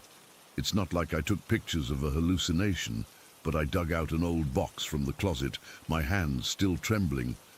I found a few snapshots from 2011, mostly of me in the hospital bed, looking pale and tired. In one of them, I'm smiling weakly, and I remember that was the day Lambert first appeared, but of course he wasn't in the photo. Why would he be? He wasn't real. But then I thought about the timing. This kitten was born around 8 weeks ago, which would have been early 2019. Lambert was in 2011, 8 years apart. How could they be the same? My head started to ache, and I felt this tightness in my chest. I sat back down on the floor, and the kitten came over and rubbed against my arm. His fur felt exactly how I remembered Lambert's, soft but a bit coarse in places, like he'd been outdoors. But this kitten had never been outside. He was from the shelter. I started talking to him softly, like I used to with Lambert. "Are you him?" I whispered. He just chirped in response, and it was so uncanny I had to laugh, but it came out shaky. The room felt smaller suddenly, like the walls were closing in. I could hear the clock ticking in the hallway, each tick sounding louder than usual. My mouth was dry, and I kept swallowing, trying to get rid of that lump in my throat.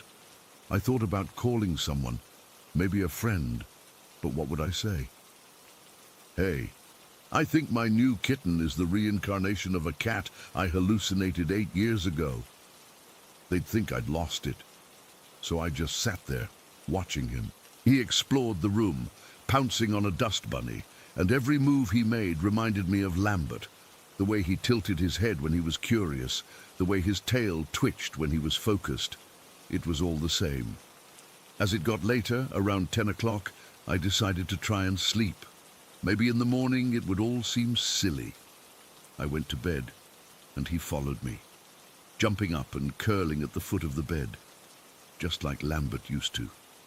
I lay there in the dark, listening to his breathing. It was steady and calm, but I couldn't relax. Every time I closed my eyes, I saw the ICU room, the beeping machines, the sterile smell, and Lambert sitting there, watching over me. I must have dozed off at some point, because I woke up with a start. The room was still dark, and I could feel the kitten's weight on my legs. But then I heard something, a chirp, but it sounded different, almost like it was coming from farther away. I sat up, my heart racing. The kitten was still there, asleep, but the sound, it was like an echo. I looked around the room, but nothing was out of place. The window was closed, the door was shut. I felt this cold sweat break out on my forehead. I got out of bed and walked to the window, pulling the curtain aside. The street was empty, just a few parked cars and the glow of a streetlight. But for a second, I thought I saw something moving in the shadows, a larger shape, like a big cat. I blinked, and it was gone. My hands were clammy, and I could feel my pulse in my ears. Was I hallucinating again, or was my mind just playing tricks because I was tired? I went back to bed, but I couldn't sleep. I kept thinking about that day in the ICU. I remembered one specific moment when I was really out of it, and Lambert was there, and I felt this overwhelming sense of peace.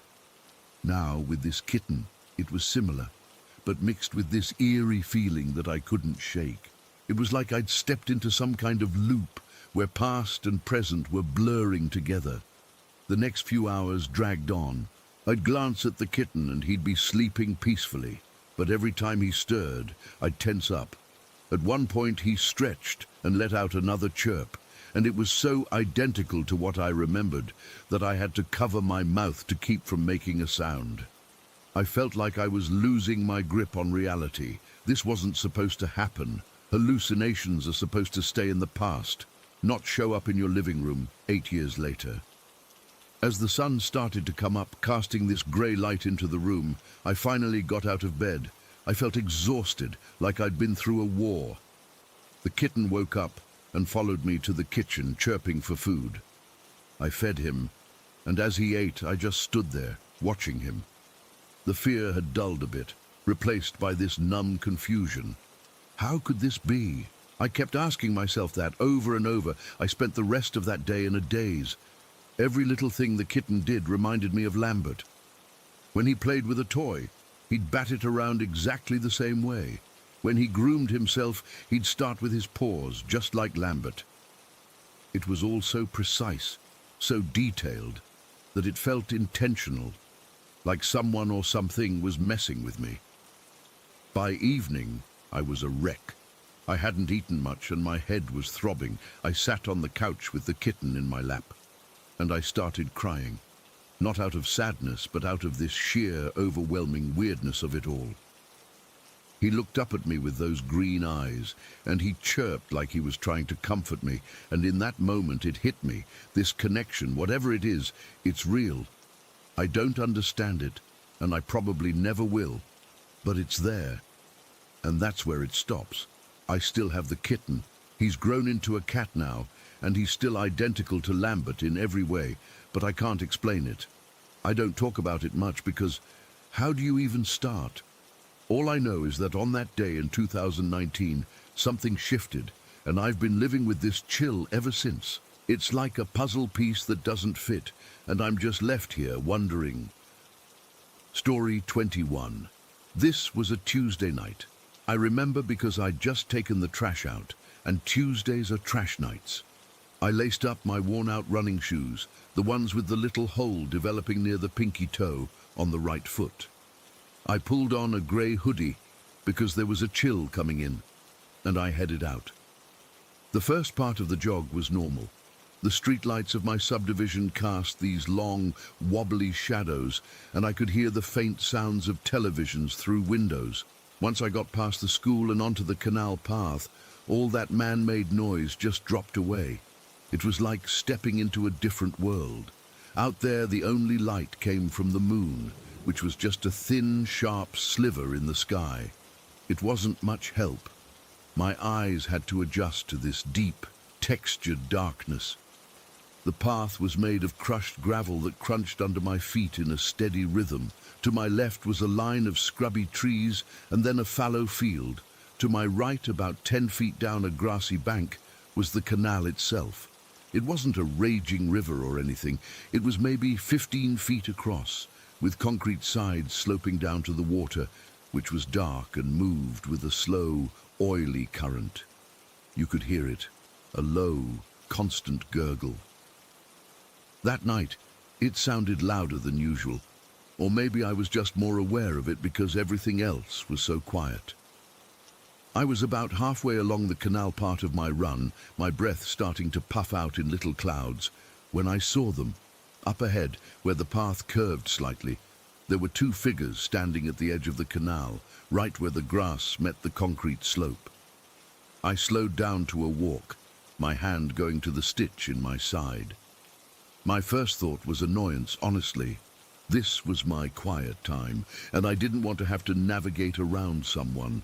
As I got closer, I could make them out better. It was an old couple. The man was tall and stooped, wearing a dark, heavy-looking coat, even though it wasn't that cold.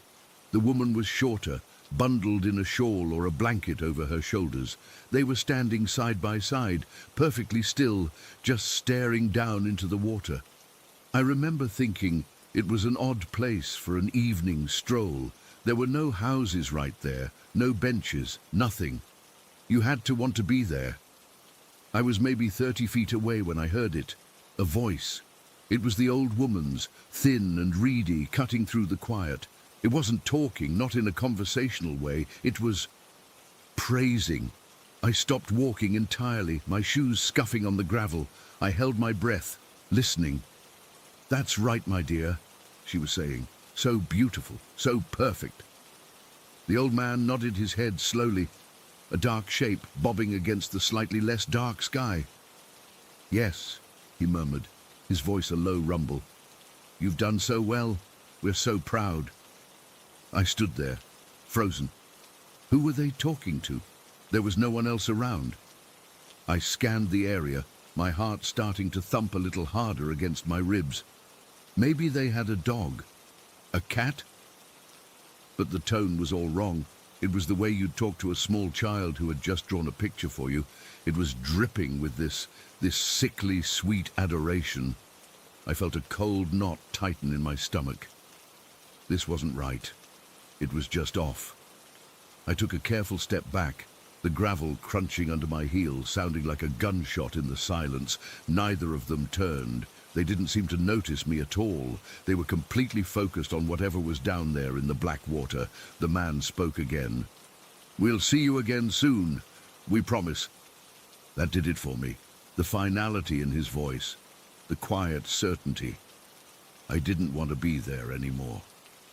I turned around and started walking back the way I came, forcing myself not to run, not to look back. Every hair on my arms was standing up. I could feel their presence behind me, a cold spot between my shoulder blades. I didn't start running again until I was back on the lit streets, and even then I ran all the way home, my lungs burning, not from the effort, but from a fear I couldn't even name. I got home, slammed the door shut, and locked it, leaning against it while I caught my breath. My wife was already in bed. I didn't tell her. What would I have said? I saw some old people being nice to the canal. It sounded stupid. I took a shower, the hot water stinging my skin, and tried to wash the creepy feeling away. I told myself I was being ridiculous, that it was just a pair of harmless eccentrics. By the time I went to bed, I'd almost convinced myself. The next morning, Wednesday, I woke up feeling groggy. The weirdness from the night before was like a bad dream, lingering at the edges of my mind, but losing its power in the daylight. I had the day off work, and after a late breakfast, I decided to go for a walk to clear my head.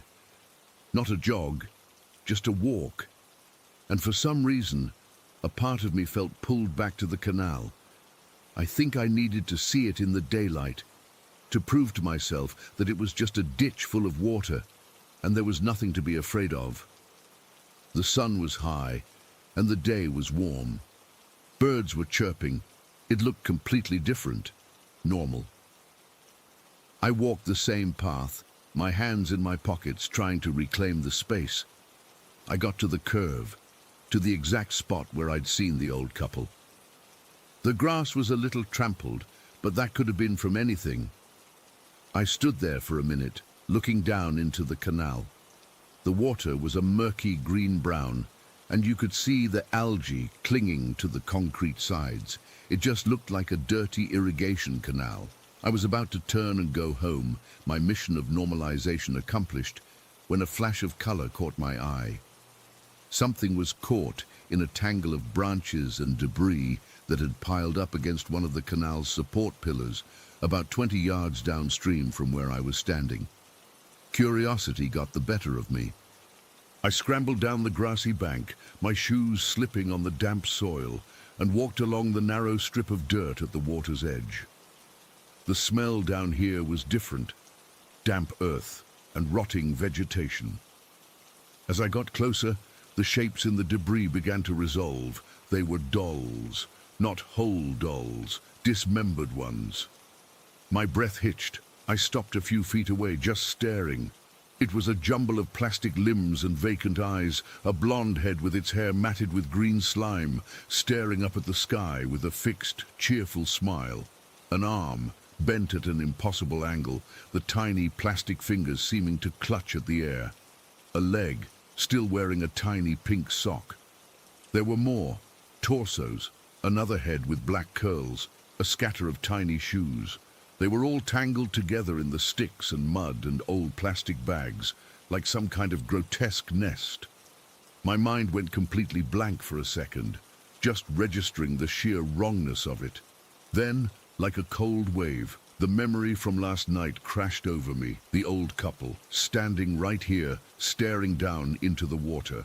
That's right, my dear, so beautiful, so perfect. We're so proud. They weren't talking to a child, they weren't talking to a pet, they were talking to the dolls.